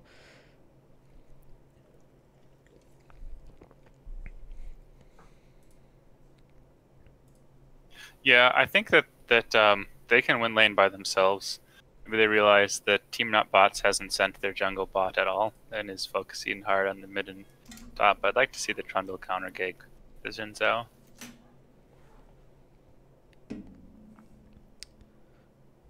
Oh, it doesn't let me type in links Loose links. into your chat. I tried to give it twitch.tv/dankmemes. This is just not like the HTTP or... I didn't even put an HTTP. Oh man. So Christian was able to do it because he's a mod, I guess. Yeah. Makes sense. Alright, 3 minutes of spectator delay. Happy to see Vance is back on one of his more comfortable mid laners. Though he did a pretty good job on Ziggs and Victor last 2 games.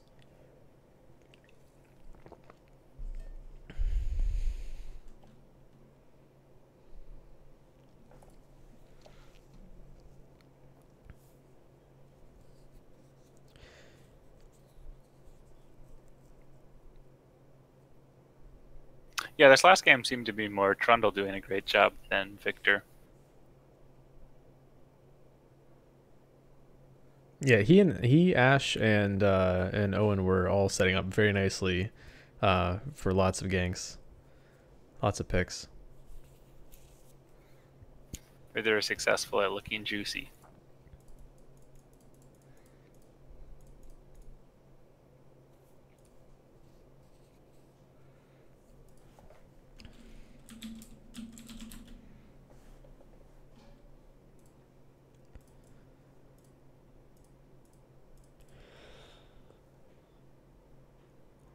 So relatively, do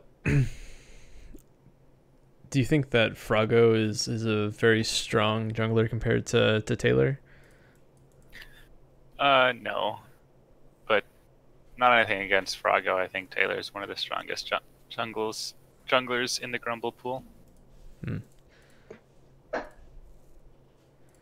was looking forward to potentially seeing Cancel Project Draven playing not bots in the finals, but they're gonna have to do a reverse sweep if they hope to do that, and I think they're gonna be playing their last 3 games on Monday. I really wanted to see Liam versus Taylor. Yeah, I think those are the 1 and 2 jungles. Though at the same time, I'd be happy to watch Zedia keep playing.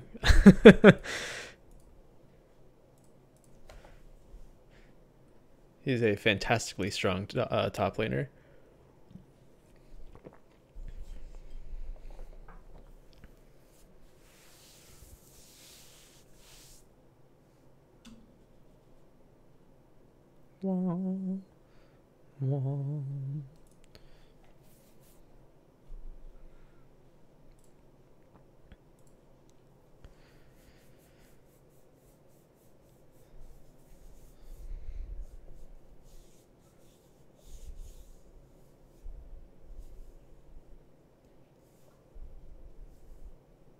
So let's see. TF is taking cleanse, hoping to get away from a misstep against the cage or Leona ult.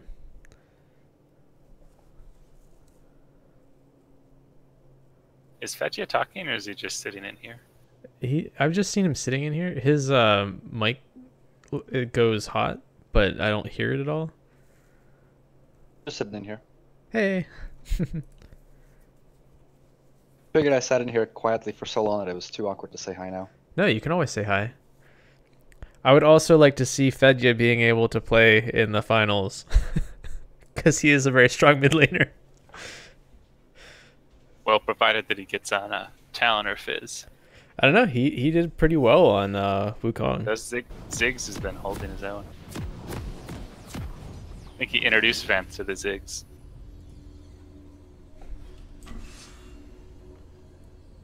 Alright, so as we get into the game here and get to rearrange our champions. It's very kind of Team Not Bots to position themselves correctly. It's like a 5-point defense from 2 teams with the AFK Leona from the other. And once again, they're asking how to turn off the music.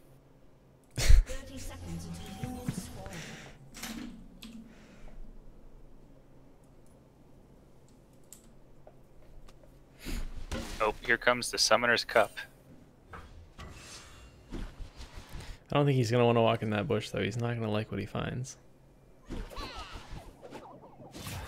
It's a little better idea of what's waiting for him. I don't know if this was matchup specific, but I really do like seeing Ari on Gnar. He just might not have thought he would have enough time to whittle down Yasuo with it. So he took Grasp instead in the first game.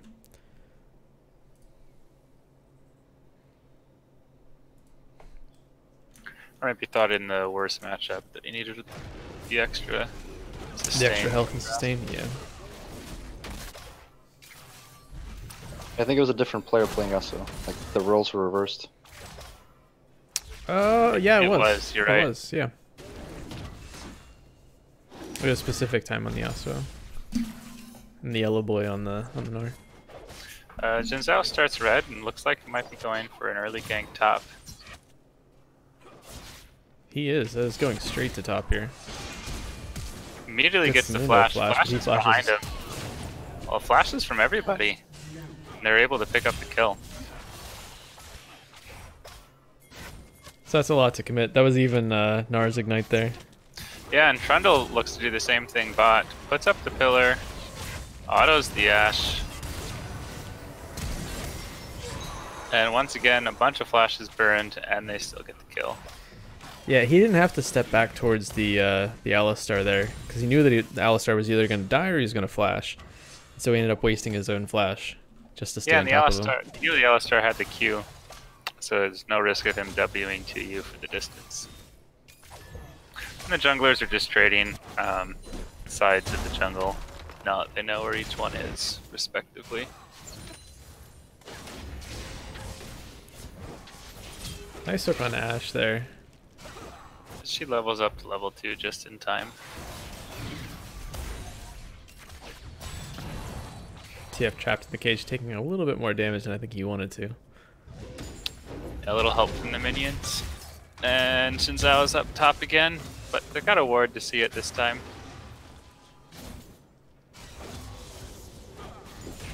Since they saw him, I wouldn't be surprised if Trundle wouldn't try to go back for the wolves here.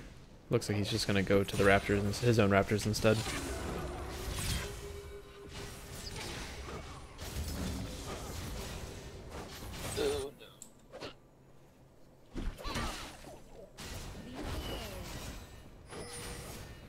Shin did leave up the Grump, unlike Trundle. So Trundle is quite a bit ahead in terms of farm at this point.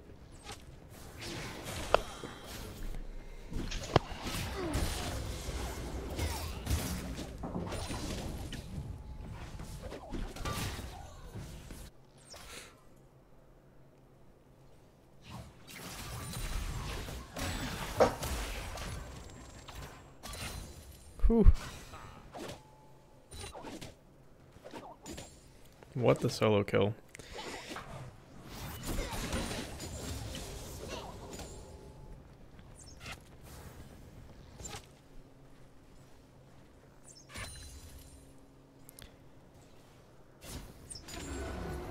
Yeah, Veigar even had flash there. He TP's back to lane.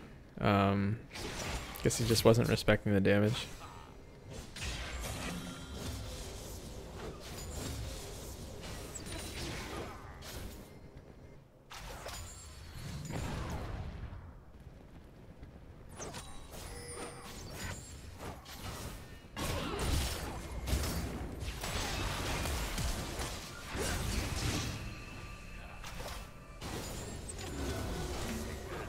Assuming Joseph left to have to go. I'm back now. Bring the doggo back inside. Leona going on Ashe. They know that Alistar doesn't have flash, so they might just go for him instead. Alistar goes down, back to the Alistar. but it's on the Trundle instead of Tajay.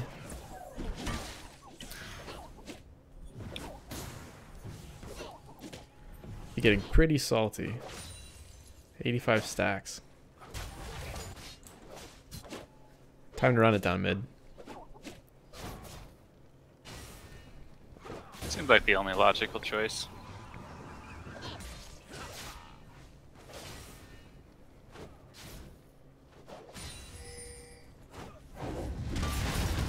Looks like they're going for the dive on the Mundo. The Xin Zhao stops by just for some moral support. But unfortunately, the turret's pretty strong.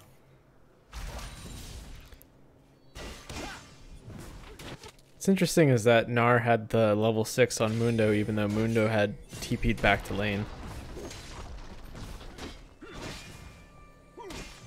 I think Mundo probably has the EXP to pick it up from that huge wave of minions. Mm-hmm. But I mean, XP sharing from Shin as well. Trundle smites away the Scuttle Crab.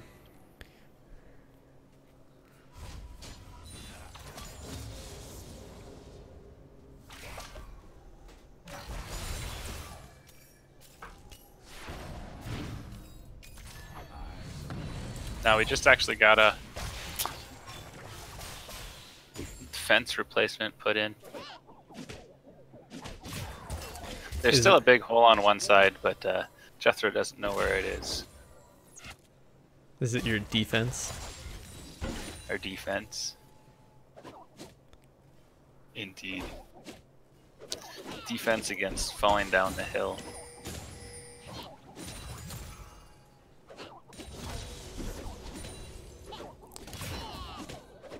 Unlike League, which pretends like it has hills, but there's no difference from high ground to low ground.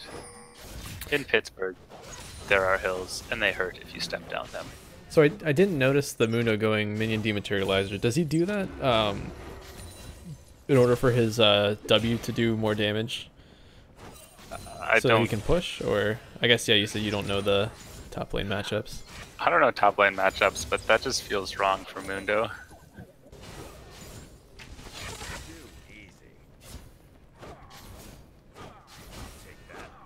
I mean, obviously he's gonna go grass, but I guess I don't know what else you go secondary. TF ulting the bottom, gets the stun on the Draven. Sharon's able to walk out. Trying to get rid of these stacks, but Ashe isn't level 6 to follow up with the arrow.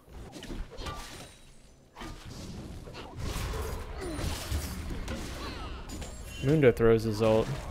He sees his buddy Trundle coming in. Trundle's going to throw down the pillar, and it's going to block the jump by Gnar. Gnar has to flash out. He's going to ult them back into the tower, but he's going down, and the kill goes to Trundle. Yeah, really nice play from Froggo there. Understanding the interaction.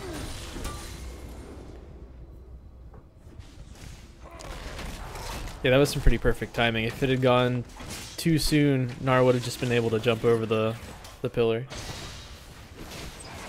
If it had gone too late, he would have just missed entirely. Oh, Leona misses the E in, and this could cost Draven. Oh, but he does cash in the stacks just before going down. Doesn't look like this will be enough to dissuade them from getting off of the Infernal, though. Cleanse coming out from TF. Oh, and he still has the ultimate? Why do you not ultimate the TF?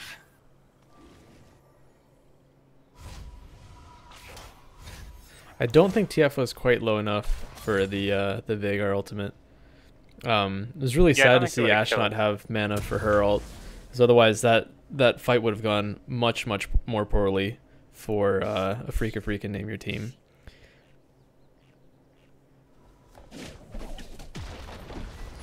The Leona not being 6 yet and trying to come up on the dragon fight was not the smartest thing in the world.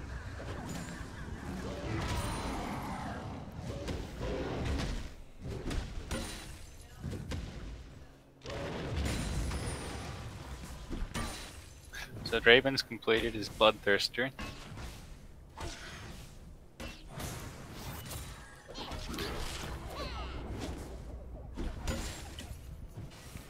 Curious to see if he'll be able to start turning this into a bit of a CS lead. Good headbutt from the Alistar, keeping the Leona away from Ashe. Yeah, she's just not level 6. So it looks like they're going to try to take advantage of that. But not before the top tower is going down for Team Notbots. Yeah, it seems like Afreeca's been doing the same thing they've done in the previous games, sending their jungler bot.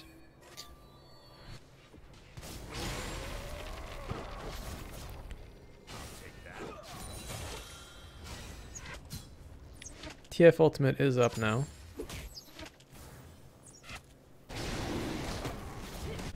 So he'd be able to get to this fight just a hair sooner than Veigar would. It looks like they're just going to let the Infernal Drag go over to Freakin name your team already.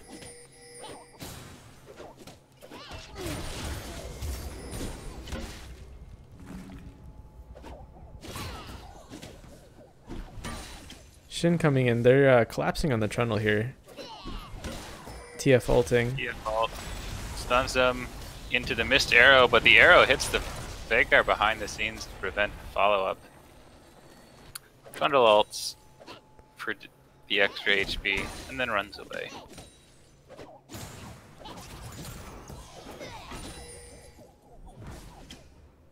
Yeah, this area on Gnar is definitely doing some work. It is quite oppressive, especially when you're against we can't see how much damage it's done.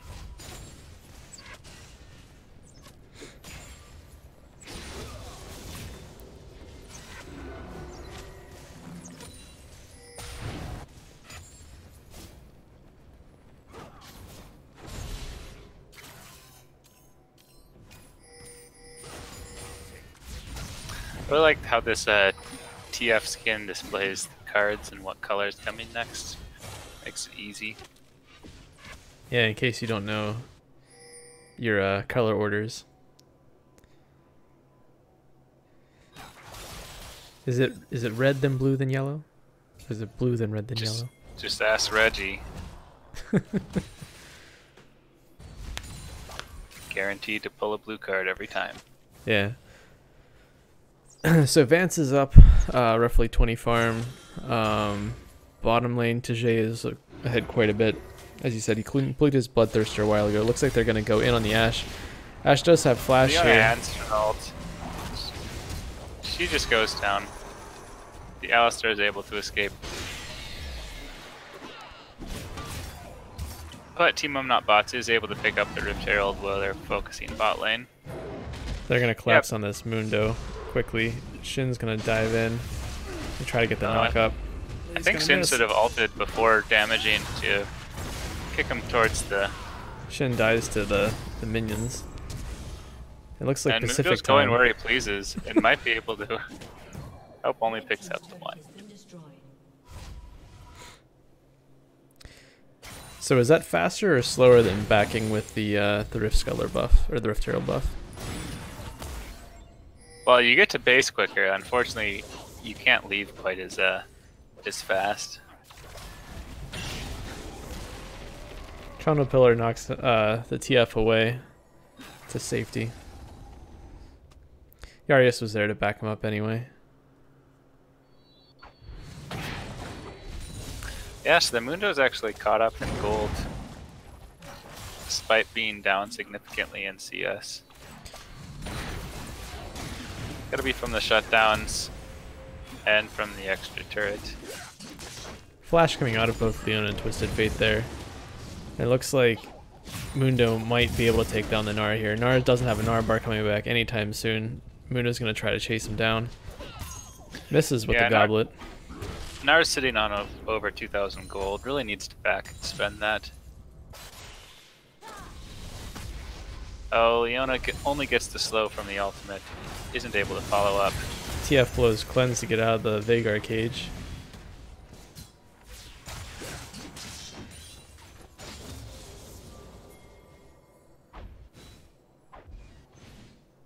I was wondering if this is going to be another case of Matt going mid, getting a kill, and then losing a tower and a half bottom. Looks like he's going to go back down and pick up his farm this time around.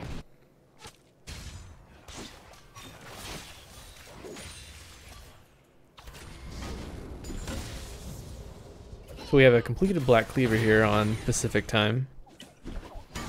And he finished his Ninja Tabi as well.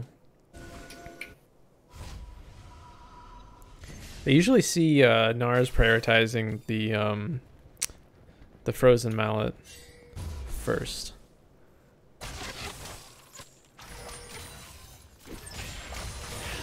Yeah, I think you want to be able to stick with them before you need to actually deal damage. Yeah. Shin's throwing down the Rift Herald here in the mid lane. Oh, Leona's almost able to disengage it, but just a second too late. Veigar's Event Horizon saves her life. Chen and Crystal Air comes out onto Mundo, but he's able to just walk back away. Nara comes in. Shelly He's gonna get a is able to 3-man ult. smash into the turret. They gang up on Trundle and Veigar. Nara's continuing the chase with TF. TF gets a gold card. He's able to pick up the kill on the Draven. And it looks like Mundo's going to go down here as well. It looks like it'll be 4 kills and 2 turrets. Not the best use of stopwatch, though I'm not sure when you'd want to use stopwatch on Mundo, other than a tower dive. And he sells the broken stopwatch immediately. Sells it for 20 gold. Yeah. I figured the stopwatch was just the 600 gold towards a stone plate or something. Yeah. But I don't think Mundo actually wants a stone plate either. No. It just seems like he went the wrong secondary rune page. I don't think he should have gone into inspiration whatsoever. That minion dematerializer wasn't good, and neither was the stopwatch.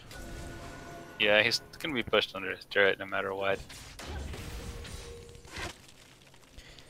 He might have been able to go sorcery second. I don't know if Scorch on like landing Qs is worth it for a little bit of extra poke damage in lane. But the extra move speed's always beneficial.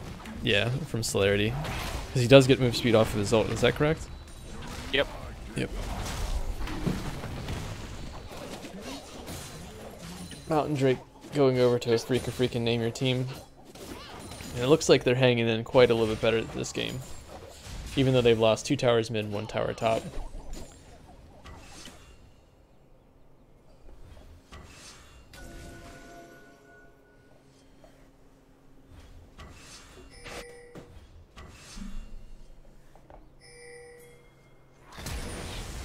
Crystalera comes out, goes wide on the Trundle. Misses everybody. Gnar gets a 3-man ult. Trundle is way out, healing as much as he can, but he's gonna ultimately go down to Ashe. Mundo is loading them away, chasing them a bit back into barren land. Yeah, but now that they're down a person, they don't really want to force this fight anymore. Ooh, oh, Vigar catches gets the interrupt. Aren't quite close enough in order to capitalize. Yeah. It is going to be Pacific Time's flash, though. For the bad positioning.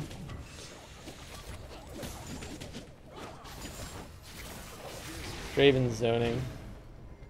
I think eventually they're going to have to back off here.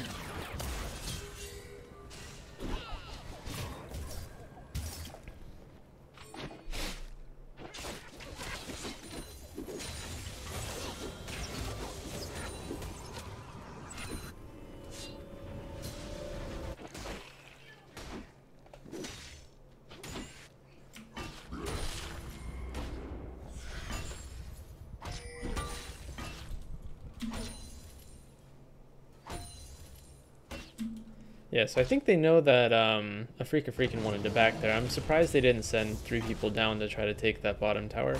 But it looks like TF is going to be able to get it by himself anyway.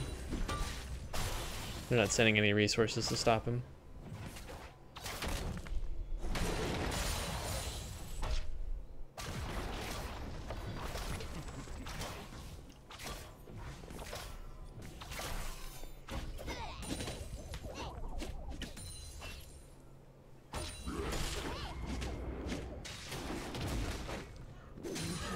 Looks like Gnar is building Jarm's Fist and a Spectre Cowl.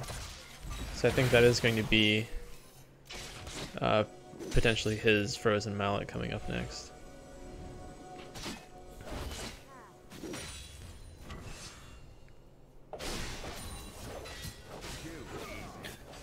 Yeah, stops to pick up the Spectre's Cowl to help against the Thorn Mail. Or Afreeca Freakin have a lot of defensive wards around their red. They've got 1 ward in the lane mid, but I think they want to punch out, try to get a little bit of vision onto this Baron.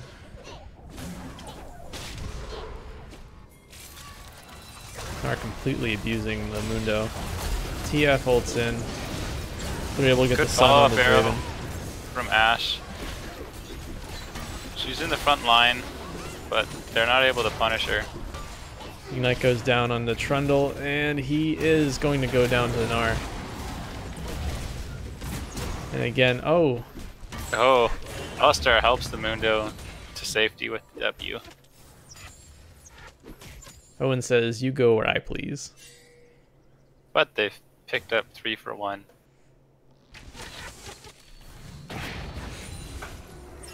But they don't stay 3 people here in the mid lane. Guess the Death Climbers are still pretty quick to be pushing into the base this early. Let's see, Draven has BF Stormrazor. Leona just picked up a Knight's Vow. So maybe the next time she gets caught out front, it won't be so bad.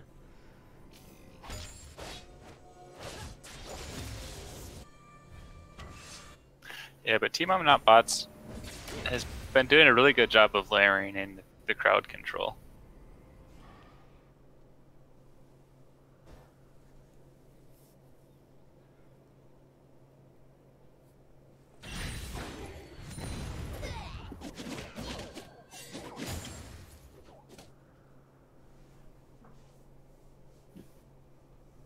I've been really happy with these Gnar ults as well. They've been pretty juicy, getting at least 3 members at a time.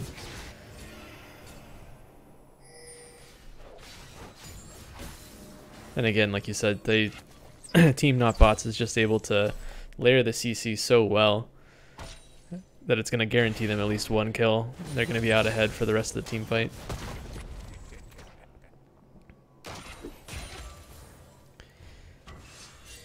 Ironically, TF losing vision on the blue buff. Took him a little bit longer to take it than he thought.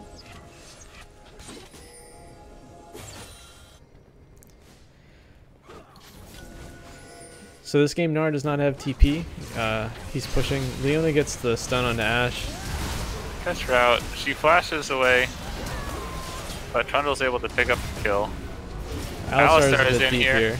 But the Jay's rest on the of his back team line. isn't able to back up. Lots and lots of flashes. Mundo's under the second turret. They still haven't taken the first one, and they don't have the minions there quite yet. Looks like they might have just forgot. They're sending apparently 2 people to back to help with the Gnar. And I think they should have had 4 remainder are going people for the on Baron. Baron. But I guess with 2 down, Taylor's Team going Not to take Bot. the Infernal as consolation here. yeah, they do see this. TF ports right into a event horizon, and Trundle gets half his HP back from the death of the Baron.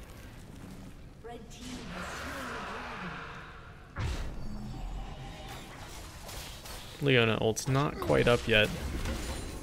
The TF's just going to get to walk away.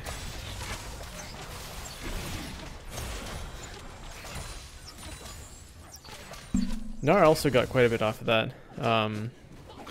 They got 1 turret bot and an Infernal for the Baron.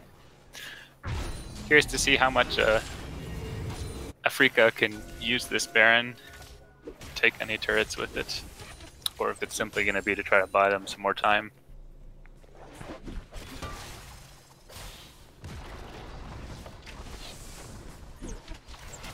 Ashe trying to pick up some wolf gold there. Vargar and Mundo do scale well. Leona coming out on Ashe. Ashe is being slowed by the Trundle Pillar. They're going to dive straight into her. She goes down to the Mundo. Looks like they're going to pick up the Alistar next. And is TF going to get out? Yes.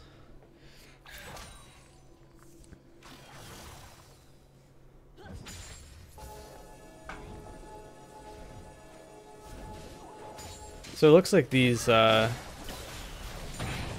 not actually getting any team fights out of Not Bots this game, which is pretty unfortunate. And so every pick is just going to go to Freakin.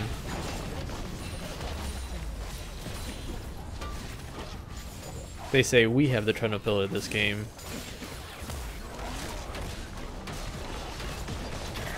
Yeah, well, I really think that Team Not Bots is set up for picks here and not for straight up fights.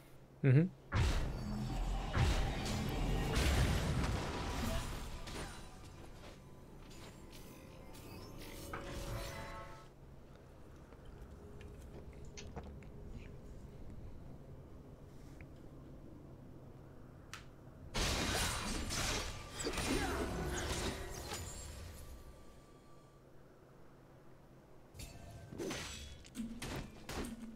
I wish I could just see all the graphs in the spectator mode. That'd be great. Real-time gold graphs, please. You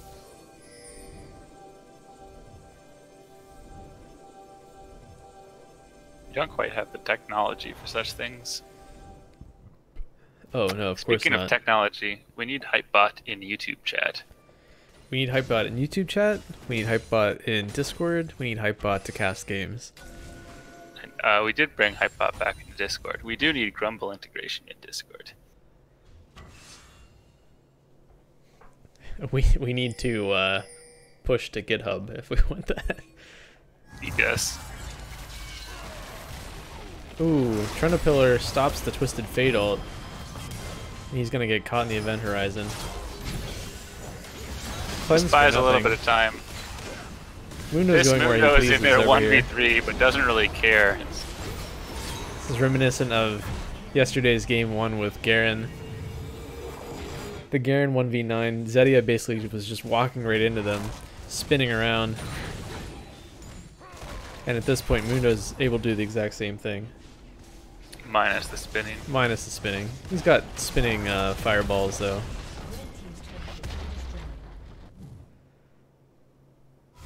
Says, you're not going back, Gnar.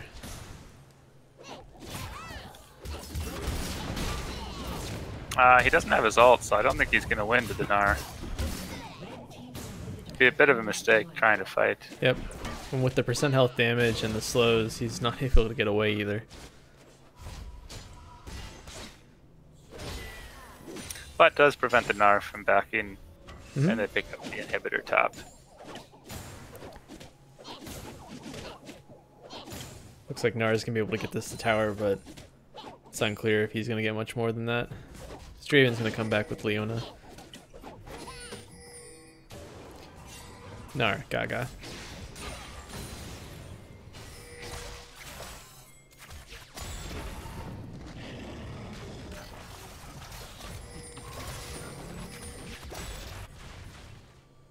Gnar Dada. Sorry. Dada? Dada. What is Dada? Dada life. Gnar is all about the dubstep, don't you know? I don't know.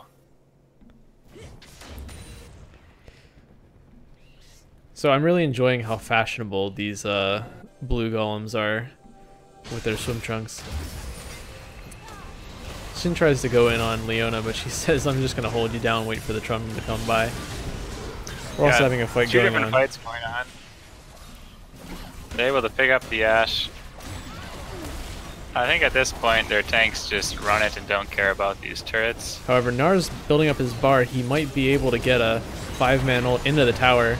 Nope, just pulling Mundo back in. Just one on the Mundo. That's not the champ you want. So they're going to be able to take down the Ashe and the Alistar and walk away.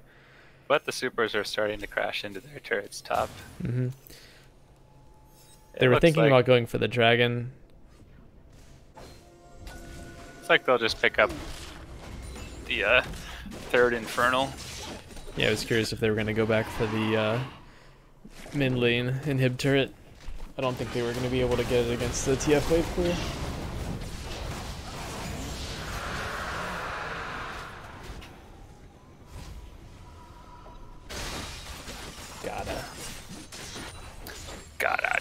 Da.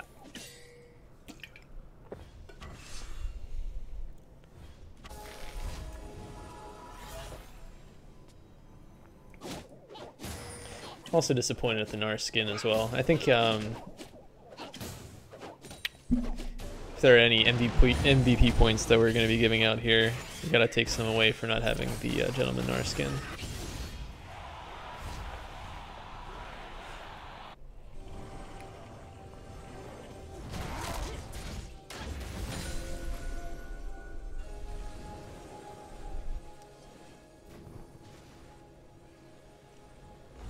Fighting over Vision. A lot happier with what Freakin is able to do with Vision this game versus game 1. Got 2 pink wards. They're able to clear some wards out in front of the enemy's red buff. Yeah, I really like seeing the 3 pink wards on the jungler. Yeah, it's a lot better control this game.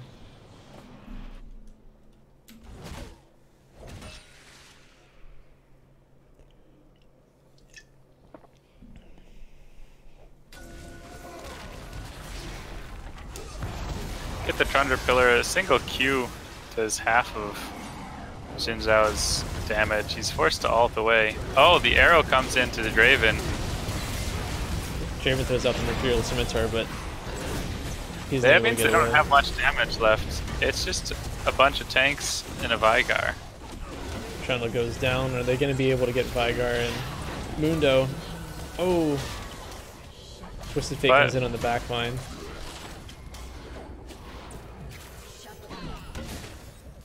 And Gnar's going to be able to chase down Mundo here. Just tagged him with the slow. Come on, Gnar. Oh, you can't quite get him. But the trophies also miss. And It looks like Mundo has the boots of swiftness able to escape. and a ton of health regeneration as well. Look at that, 48 per tick. It doesn't even have the No Warmogs. That's just the straight off Warmogs. of the Spirit Visage. Oh, and his passive. And his passive. Not quite as good as Garen.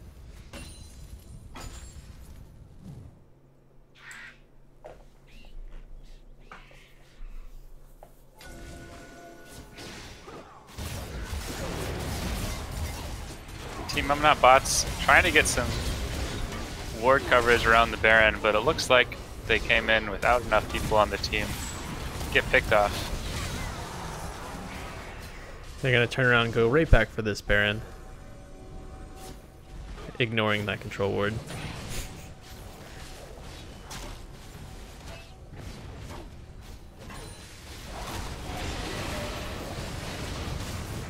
It's like Not Bots is taking this opportunity to farm a little bit.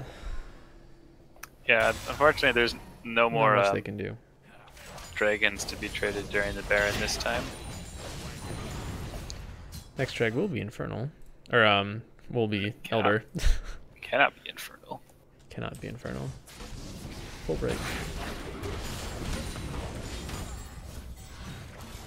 Well, I guess Elder doubles your Infernal.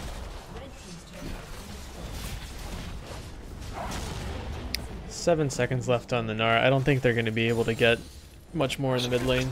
They're heading up for the top inhib. And they should want to disengage here. Yep. Should have a lot of gold on each of them. Spend it, then bring everybody bot. I have a question. How much AP does Veigar have right now? Veigar has, if I click on him, 1006 AP. But that's also because he was moving quickly. Or does he not have celerity? Yeah, 1006. 227 extra ability power from damage to champions and farming with his passive. Actually seems somewhat low for this time in the game. But maybe I'm used to watching Frog in his streams who will have some absurd one stack for every 10 seconds. Mm-hmm. I guess, or for every 6 seconds, sorry. Minutes do not have 100 seconds in them.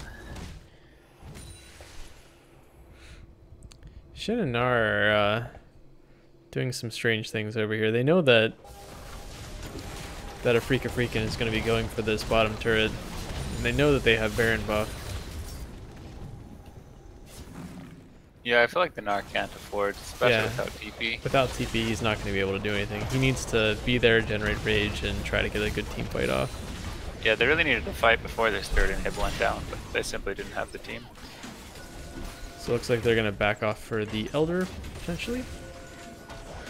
Yeah, I think you get a free Elder with double supers coming down. But they might say we don't even need this. Baiting the team fight. Nar's about to go mega, but he's stopped by the event horizon. He goes down before he's able to get his ult off. Twisted Fate's behind them, but it doesn't matter. Not bots just dropping like flies. This game's going to go over to Afreeca Freakin. Name your team already.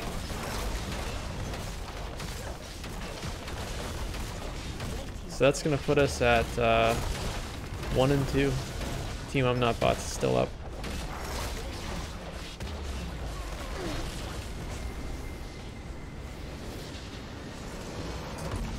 Yeah, that pink ward BM was a little bit much. Honestly, I think that was a throw. More than anything. Throw both ways. They were trying Take a look at that gold graph. Yeah, let's see here. Gold graph. Why do I not have a gold graph? Gold income. No, that's not what I wanted. I wanted overtime. Fortunately, if we go to the match history link in our handy dandy website, yeah, with automatic match reporting this year, we can see that Afreeca got up early, gave the huge swing back to Team Not who had a 4K gold lead at 20 minutes. But once the tanks finally reached the unkillable state, they were able to claim the gold lead and claim the game. All right. I'm going to go ahead and put on some music and take a quick bio break. This is actually getting pretty exciting. I was hoping it wouldn't be a sweep, and I'm glad that we're going to actually see Freakin name your team already, try to get back in the game. We'll see what they bring out for Game 4.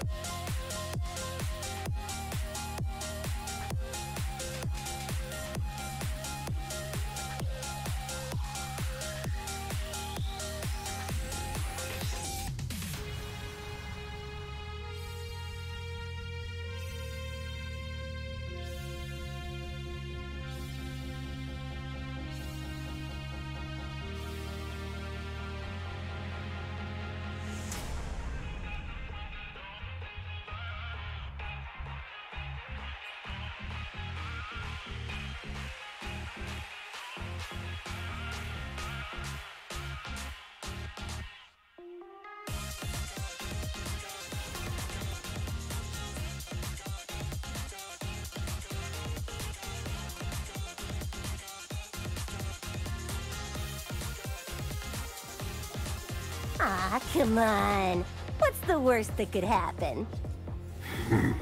Tragic.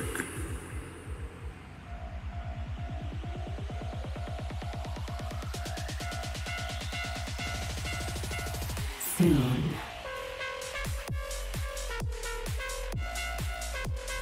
Oh, that's not nice. All right. Alright, so we got a substitute in for this game. Kazui's boy. coming in for a sad yellow boy. I'm curious if they'll ban the Kale. We also have a Durney. Yeah, I'm gonna go to sleep soon. Oh, the East Coast person. Yes, this is the 1 a.m. Dirty sub. I'm no longer in the game because I think everything is a juicy target starting at 1 a.m. But it's true. Unconditionally.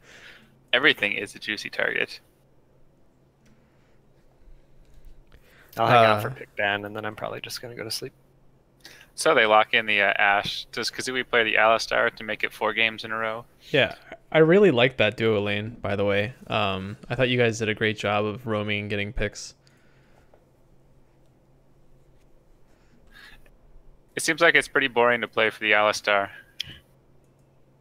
as you almost want to just be using your spells for disengage. I like the Mundo so much. I don't have enough keys to bind an emote to spam. That would make it more fun. Yeah, that's middle mouse button for me.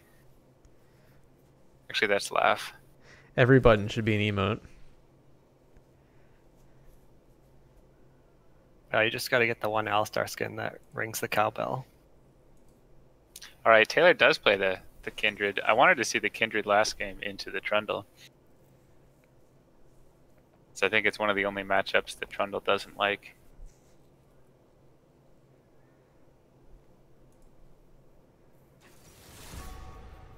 Showing the preference once again for the Veigar over the Malzahar.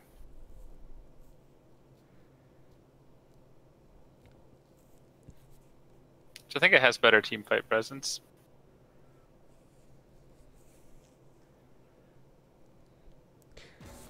I reckon. So Owen, I'm wondering why the first pick Ashe every game. If you could give some insight. No secret strats. Oh, okay. You wouldn't last a day. I mean, you can just turn into the stream from fans. It's true. It seems to me that it's they don't have faith that their bot lane can outplay the Diamond 1 bot laner, so pick something with utility. Yeah, that's the basic theory. I'll come back stronger. And I don't think that Ashe is going to be a mat champion anyway, so it would have to come out in bans if they wanted him off the Ashe anyway. Yeah, agreed.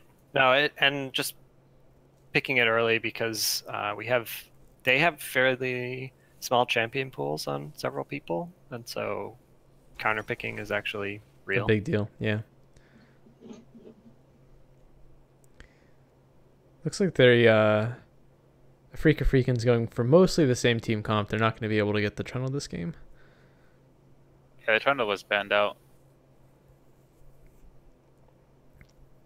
So they're going to Warwick's a decent replacement.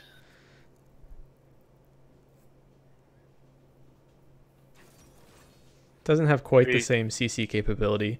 We lost, if you remember, the Gnar flash to the Trundle pillar early on last game. Yeah, I think the Warwick's slightly worse in the early game.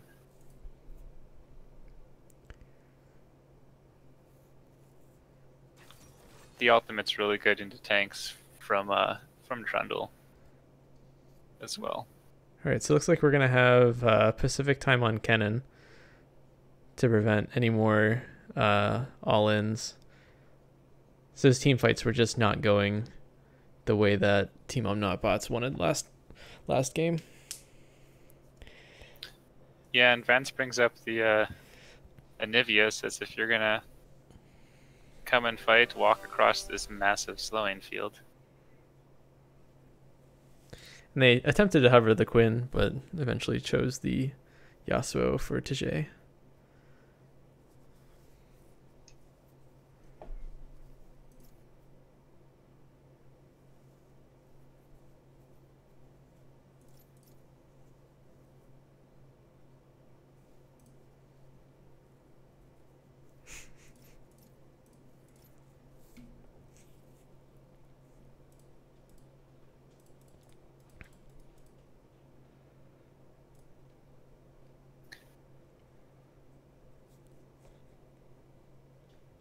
Well, have fun casting long into the night.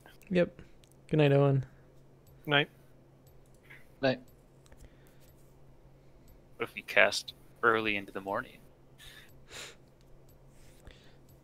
So I think potentially the Kennen Kindred is going to be a problem.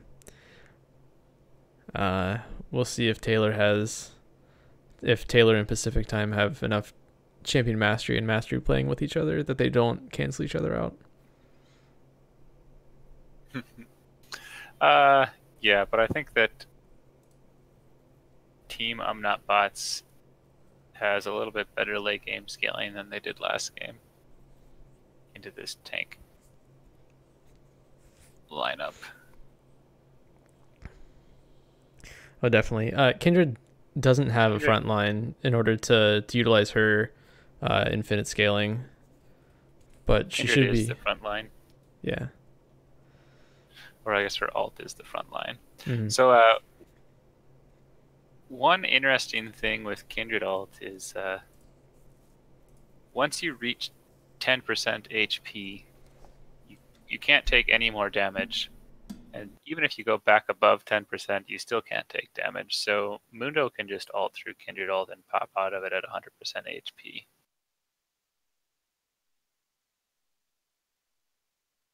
That is interesting.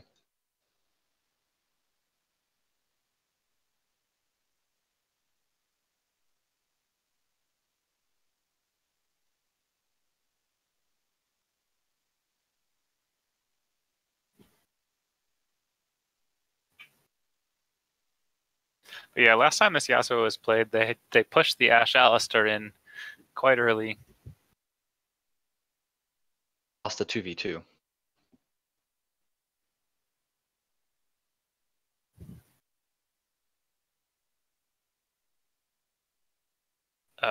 Yes. And I also wasn't impressed with the Yasuo in the team fights, but they were behind by like 10,000 gold before those happened. But I think again that Yasuo is going to have a hard time getting past the Anivia. He also can't rely on anybody else for a Storm. knockup. Yep, it's all up to him this game.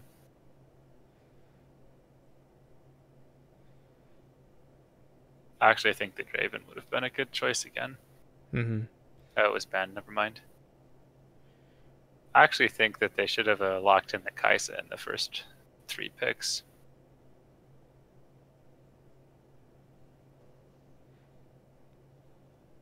But I guess as they were saying that the low champ pools, they make things harder.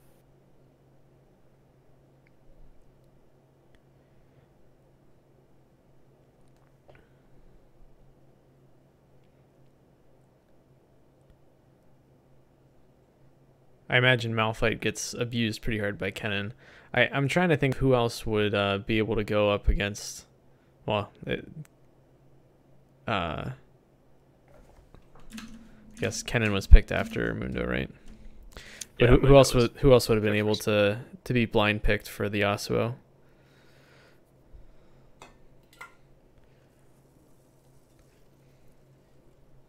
I don't think Cho'Gath is in favor here either.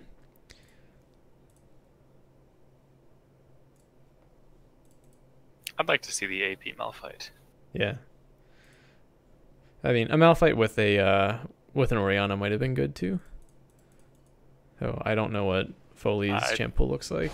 I think Foley's champ pool looks like Melzahar and Vigar. If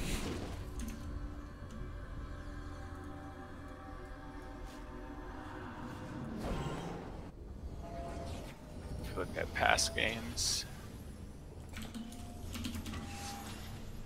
But there's a Morgana in there, and an Annie when those other champs are banned.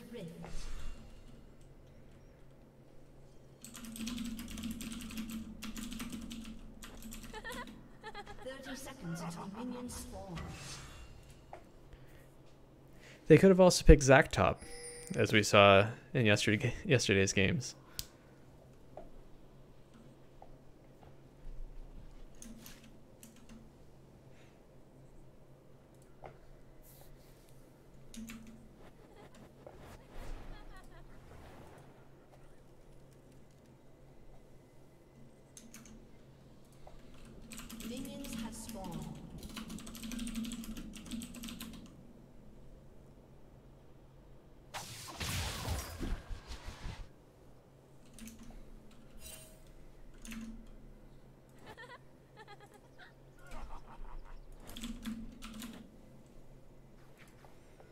No complaints about the music this game.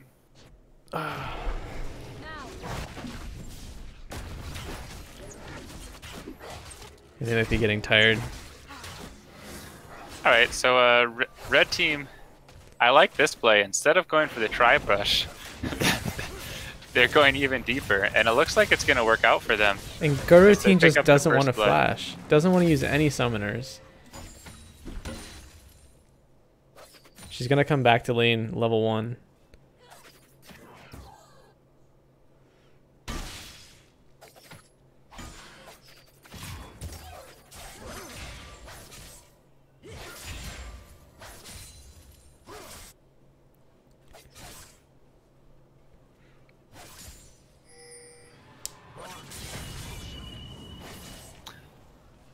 It's just the start that Afreeca freaking name your team needed.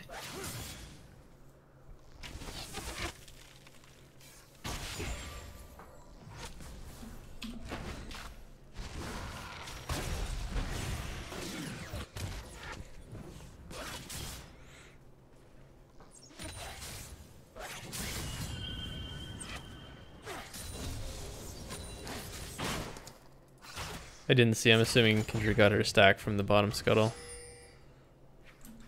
Kindred's gonna come up here behind Mundo. Yeah. I say she won the random game, but she got both scuttles. Yep. Or they got both scuttles. It's like Warwick's just doing a full clear here.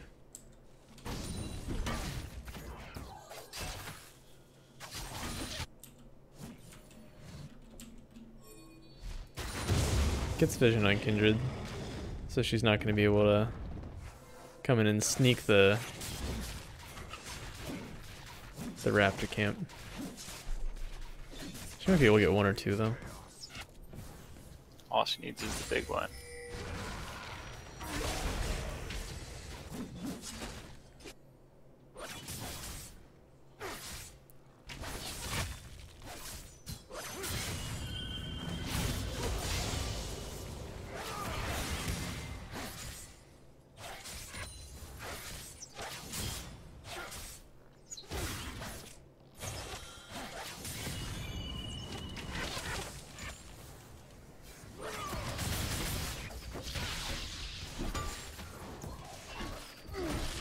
So what are we thinking about this game? Who's gonna win, Joseph? What do you think?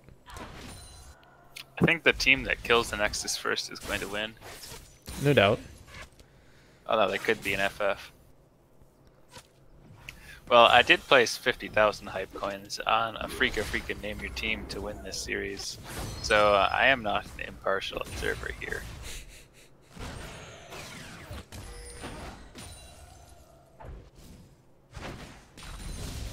I think the Owen calls and roams might have been pretty instrumental for a lot of the early game that they've gotten ahead in games 1 and 2.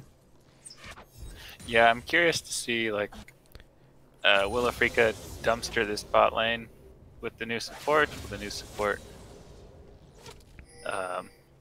perform stronger in lane? Like, what's going to go on there? Because we're already seeing the same thing mid lane, where Vance is getting a pretty early lead. Mm-hmm. I just it hope does look that like this Mundo has been holding lane a little bit better against the Kennen than against Gnar. I just hope if they lose bot lane, they don't have a cow.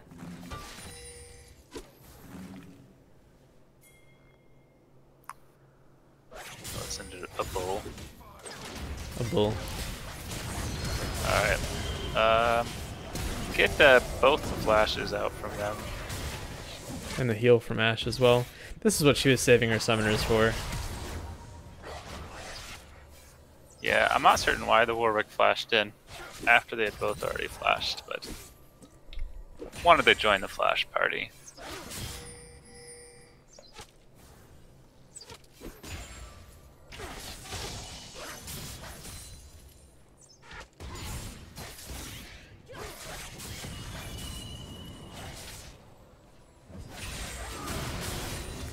Nivea is stacking the tier, throwing an ult randomly. Oh, it's a very good headbutt pulverize, yeah. Alistar. Yasuo is forced to flash. Why did he flash there? I don't think he needed no to. cooldowns or flash or anything. And he wasn't going to be in range to auto with the E. Alistar actually, the headbutt was great, but the pulverize missed because he threw him over the wall. Yeah, it would have been better if you would have been able to get him into the tower, but I still think it was overall pretty good because he had to walk all the way back around in order to get to his Leona. If he had the pulv as he was walking around, I think they get the kill. That still relieved the pressure. The Ashe has done quite well to basically have missed no CS since the original, missing the entire first wave.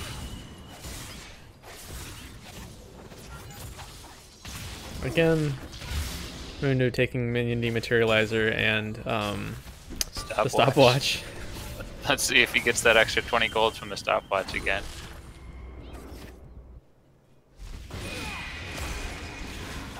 I mean, especially given that the stopwatch timing is like 2 minutes delayed patch.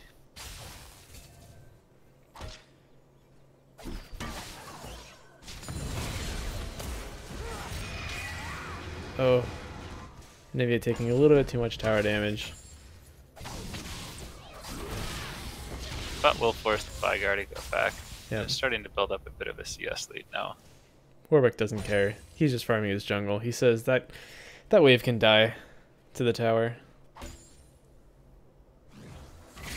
Yeah, actually, when you get the stack to spawn on your Gromp like that, you almost just want to leave it up to prevent the stack from spawning on an easier camp.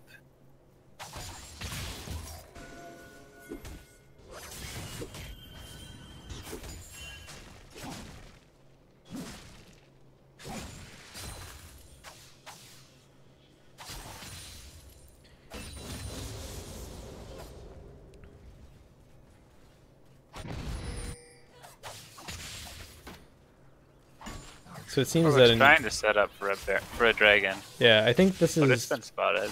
I think this is potentially risky, even if they were to start it. Anivia has lane priority, and with the Ashe ult, ooh, well, he does until until Vhagar lands a stun like that.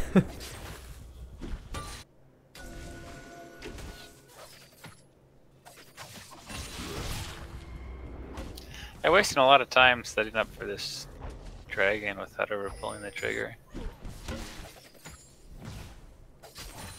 Meanwhile, Kindred's farming their own jungle.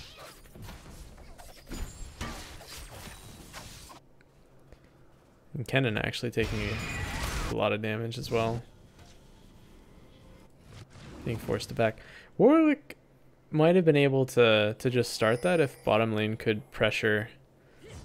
I think Bob Up on pushes tower. in Warwick solos dragon.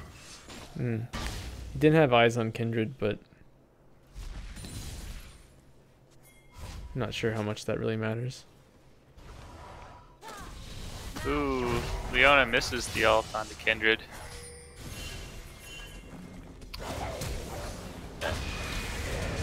Anivia flashes away, and Enchanted Crystal Arrow lands on the Leona.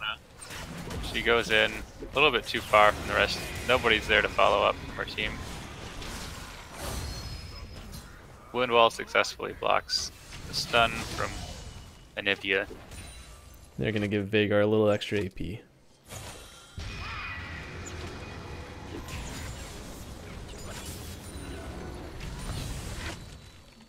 Yeah, sorry, I think I said Vhagar had priority, but Anivia had had a lot of priority in lane.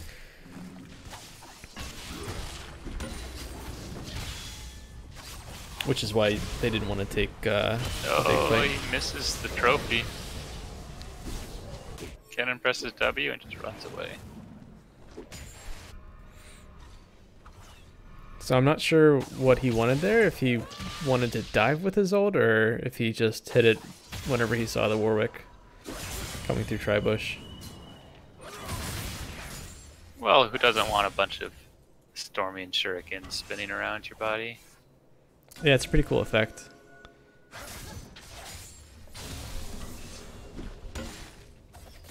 This Kindred's spending quite a lot of time sitting in this bush. We'll see how it pays off. We'll see if Warwick realizes your advice and leaves up the camp, or if he's gonna go straight for it.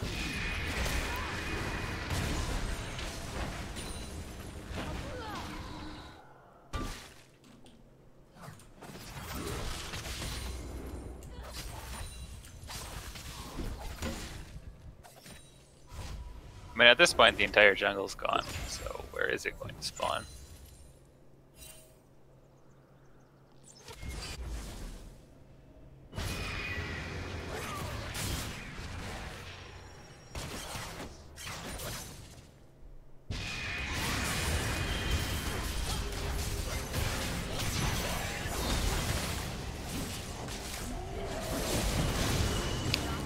Lands Lands a bit this way. too late.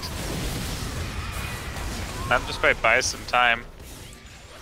It's not going to be enough. Kindred's able to make it out, luckily. And they should be able to pick up the first turret here.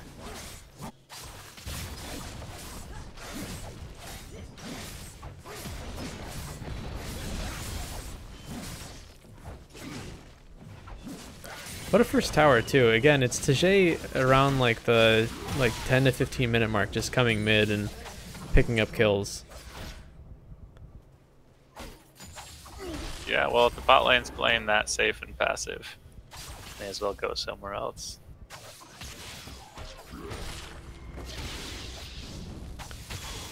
Looks like Mundo might pop his ult here and chase down the cannon. Go where he pleases.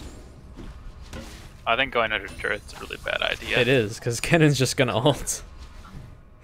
And it has the stopwatch as well. Although Mundo has the stopwatch too. So as long as he has minions, he can get the kill and then stopwatch.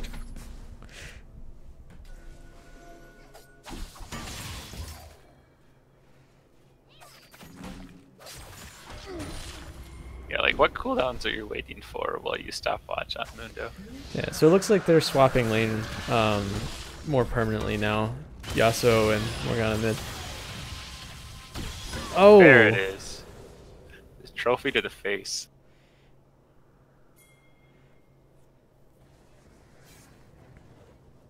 This is going to set them up nicely to either take top lane or take Rift. Bad prediction from the Anivia, thinking that Mundo would walk around the bottom side of that wall. Oh, they do actually go for objective. It's the first time that Afreeca has picked up Rift this series. Is that true?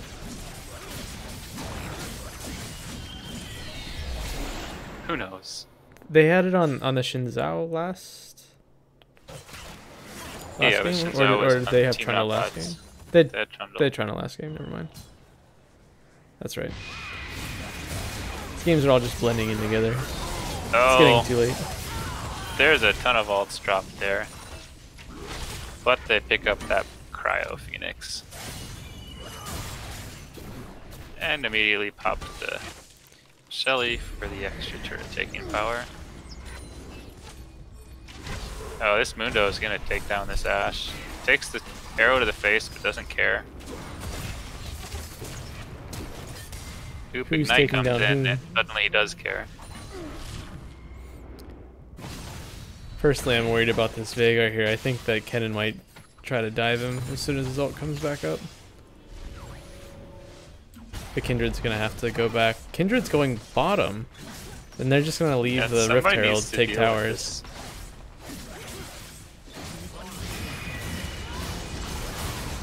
Again, Kennen ult is coming up right now, so as long as that Anivia stays alive, Kennen's gonna be able to come in with follow-up damage.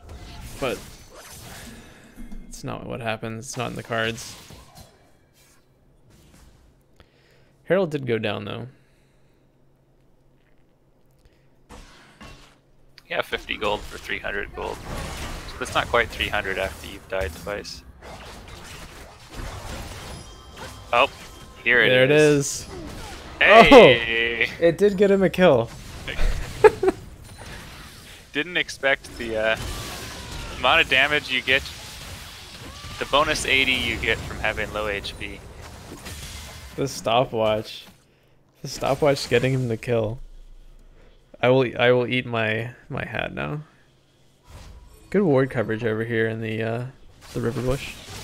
Yeah, but if he sells it, I still think it's like 600 gold for. I guess it's for 600 gold. You get 300 and you deny them 300. I mean, it's So you ultimately 320 gold. You come out plus 20. Well, though it's also 300 gold the enemy team didn't get there. I feel like this whole series is a montage for the top laner learning how to play top lane. Yes. But right, this was best case scenario for that stopwatch. He's 2-0. He's doing fine, and they have double AP, so he's gonna be wrecking shit. Oh yeah, they're not gonna be able to touch him. He's a fast learner. Like last game, he did pretty well too, and the 2 games before that, he got progressively less destroyed.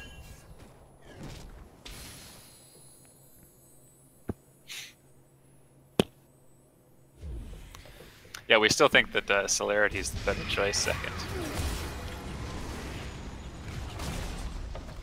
Mundo is forced to TP top, Kennen's forced to TP bottom.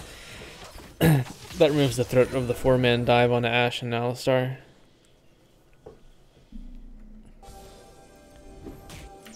He actually did not sell the broken stopwatch. He's holding on to that. So maybe he will go Gargoyle or Guardian Stone. Alright, recommended builds actually say Inspiration, but they say to go Magical Footwear and Cosmic Insight, both of which seem better choices the Footwear. Than Stopwatch and Dematerializer.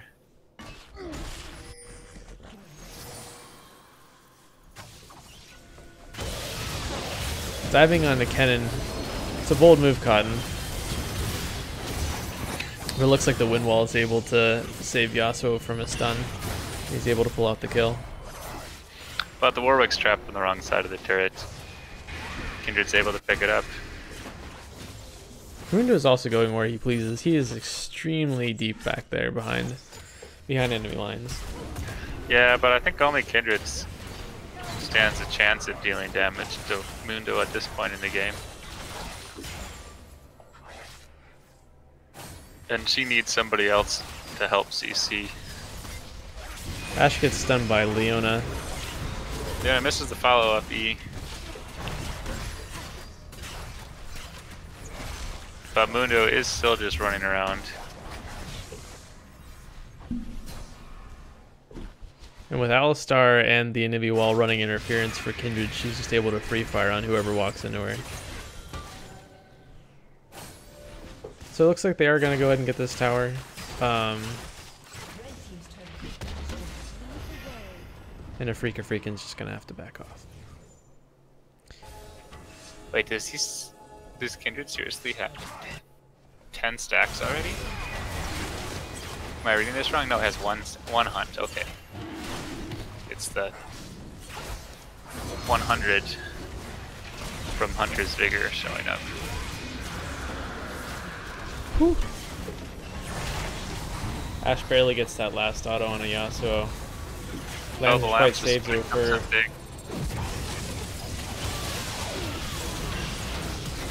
Kennen comes in. No more stopwatch. So he's going to pay for that with his own life. Ashe heals to try to get the Warwick, but they decide they'd rather disengage instead.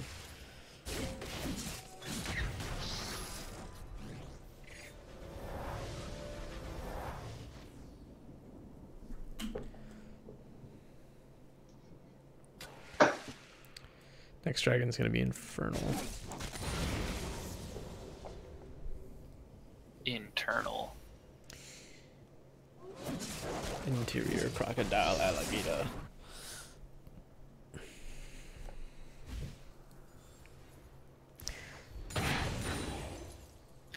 I drive is Chevrolet. So what's going on so far? Yasuo has he has 100% crit now. Is that correct? 30, 60 to 120. Yep. Well, no, it's now only 25 apiece. No, it's still 30. I thought they nerfed the crit down to 25 each. Attempting another tower dive here on Kennen. I don't think he's going to get away.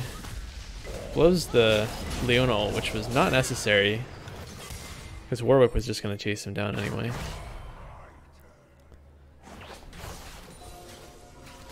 Solar Flare.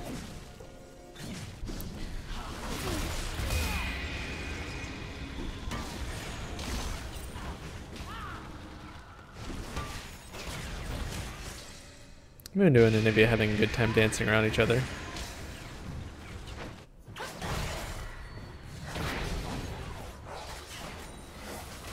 It's almost as bad as two tanks slapping each other.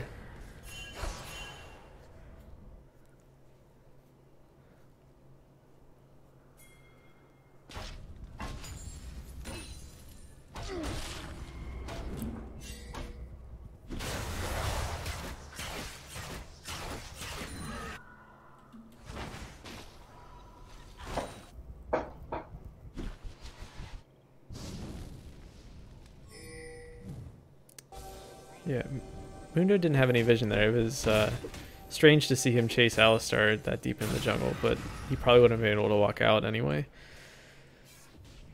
Unless he would have been walled in. It is very dangerous with all of the layering of CC that they've been doing on Team Not Bots.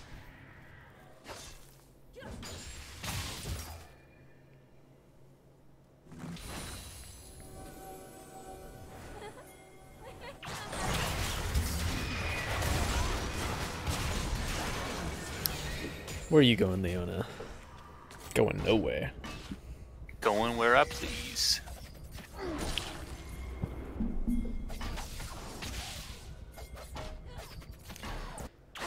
Ooh, the Ash arrow comes in, hits him after the stun for the 2.5 second stun.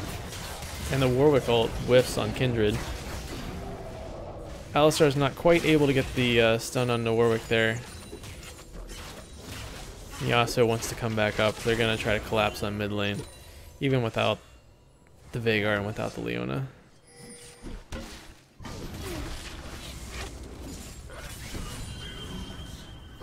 Yeah, so this Kindred is actually becoming scary now. I did expect the Kennen to do a little bit better against the Mundo in the super early game.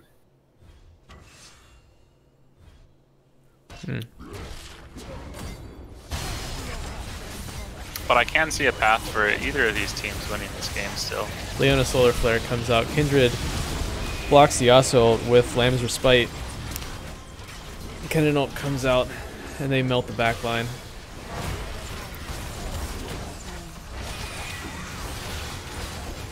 Yeah, Afreeca tried to engage with only 4 people as Veigar was still coming back from base after being dead. Goes poorly for them as they lose all 4 and will now lose the Baron. Yeah, Leona thought she had a catch there, but unfortunately Kindred came out of the CC with just enough time to throw down Lamb's Respite.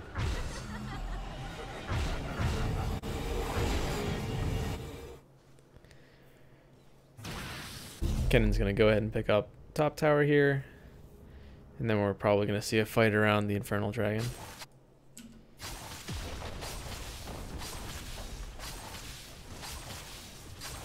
Fortunately, the ults for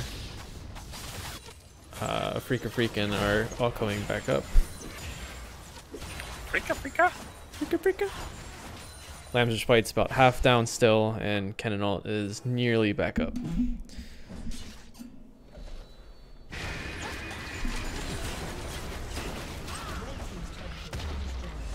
It's looking like this is going to be a pretty big Baron power play here.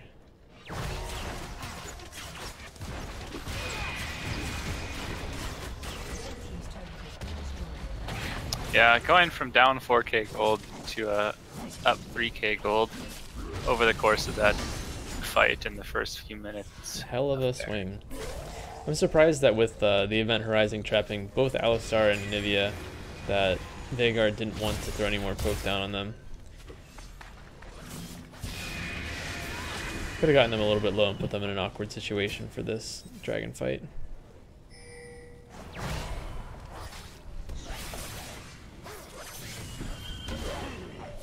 Oh, Warwick whips his ult onto the Kennen. Yep. Kennen ult into Zhonya's. It's going to take down the Warwick. Very good Leona ult.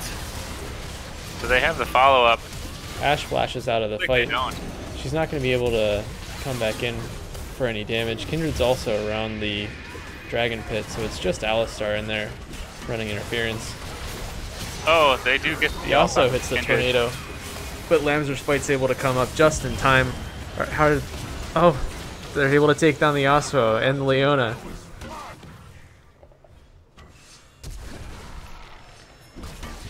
What a flash.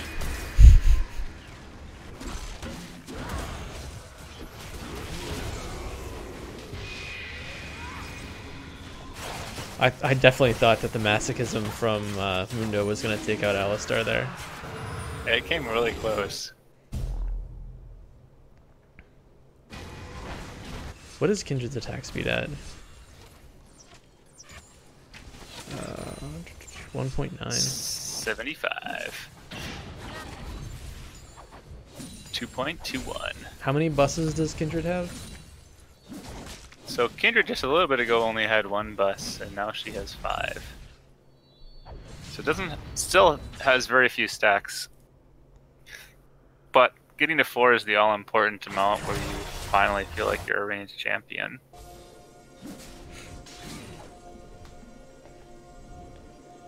And then I believe it's every 3 from there on out. So once you reach 7, your range starts to increase.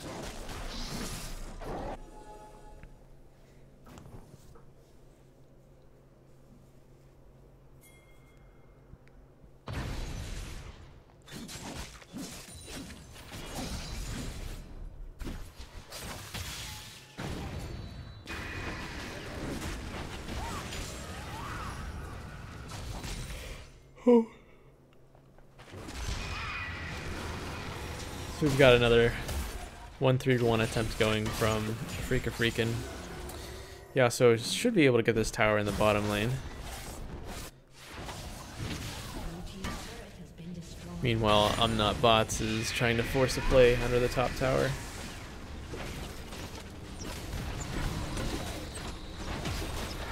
Yeah, Nipia's mana is just not going down with that blue buff. Yeah, and with Ken in there and no Yasuo, I don't think they want to take that fight whatsoever. They're really relying on the Yasuo to follow up in these fights. Yeah, and so far the Kindred's done a really good job of having Lamb's Respite when Yasuo does go in. Yeah, it just completely neutralizes it. They're all significantly up in levels too. Kennen should try to come in here. Surprised he didn't follow up on the Alistar Headbutt Pulverize. Back. Meanwhile, Yasuo.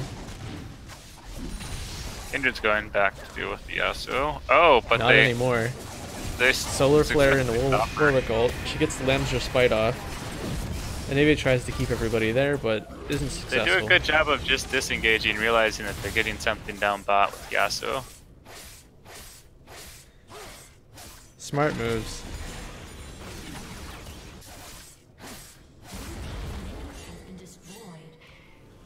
I really thought they were gonna get dove and all die at the tower.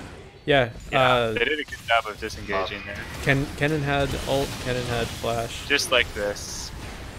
He blows it on a single target. Alright, we need the split screen, dude. Because Yasuo is onto the base turrets. Unfortunately, they have a teleport, so he's not. Leona's gonna get the stun on the but they stopped the teleport. And Taje's just gonna keep going, and we're gonna go to game 5. No, Ashe is able to back, but Ashe is not gonna be able to deal with this. Ashe is dead here, if nobody else is able to come back to save her. I think he still needed to turn on that. There he goes. There we go. Lands the tornado. He can go towards the tower now. Exhaust him. Yeah, there is no turrets there. Or the Nexus, I mean. Oh no. Yasuo really didn't need to be fighting there. I'm not sure if he could have done enough damage to the Nexus. The other team wins now.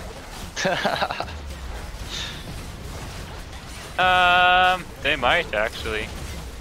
They need to get on that. They have Kindred. nothing to get onto the Kindred. Ew. Back onto the cannon.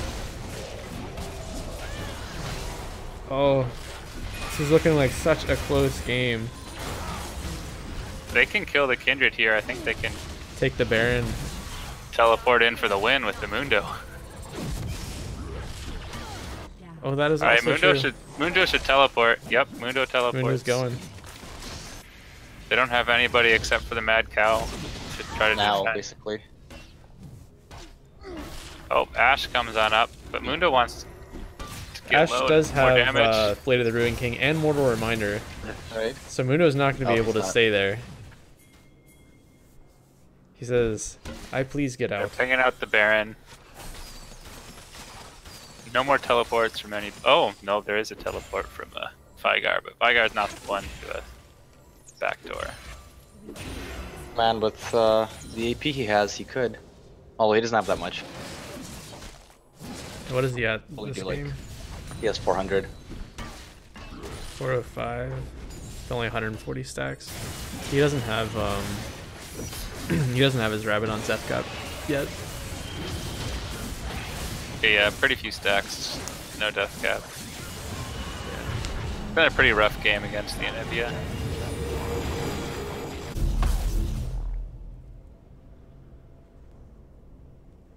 Half of a flame horizon here in the mid lane. Almost have one in the bot lane. Why does it look like the mid outer tower is up with 0 health? Who's mid outer tower? I'm not seeing that on mine. For the mini map, and you can also click on it, but it's got an empty health bar, and the tower itself is missing. It just has a base that lights up. I think you need to reload. I'm not seeing that at all. This Infernal's gonna go down pretty quickly. It's on the wrong side of a wall. And she's gonna go down pretty quickly. Kindred should be able to just hop back out. She really if the Yasuo goes down, this could be the game.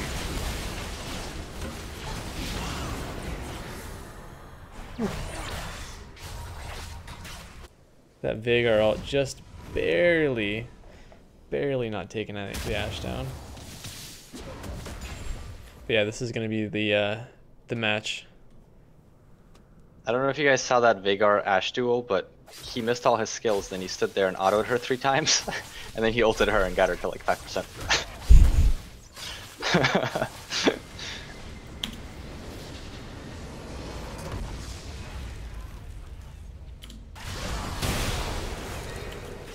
I want to watch this Veigar Ashe duo or duel.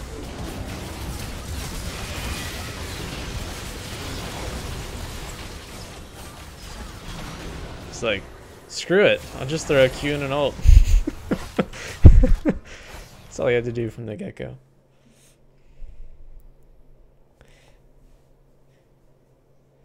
Yeah, so I think Veigar definitely needed the Nashor's Tooth there. If you wanted to fight the Ashe. Well, GG's.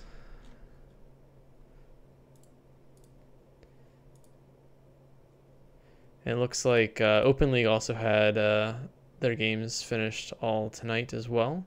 Open League, Project Draven and Blue Barracudas are going to move on to the finals. We have Team Bots in Draft League moving on to the finals, and we're going to finish, I believe, all of the games between Rip Heart of Gold and Cancel Project Draven on Monday. Currently, Rip Heart of Gold is up 2-0. Promise me a grand final against the winner of Open League, and Project Draven wins. I'll be really motivated to make sure we make it. I mean, we'd have to coordinate with the other team. I haven't heard anything out of Project Draven or Blue Barracudas. Like, they're not active on any of the They're just smurfing. Yeah. Well, we just need Project Draven versus Cancel Project Draven no matter what. That's what I'm saying. But if it was the grand final, like Open League versus whatever this league is called. Draft. Champions Division.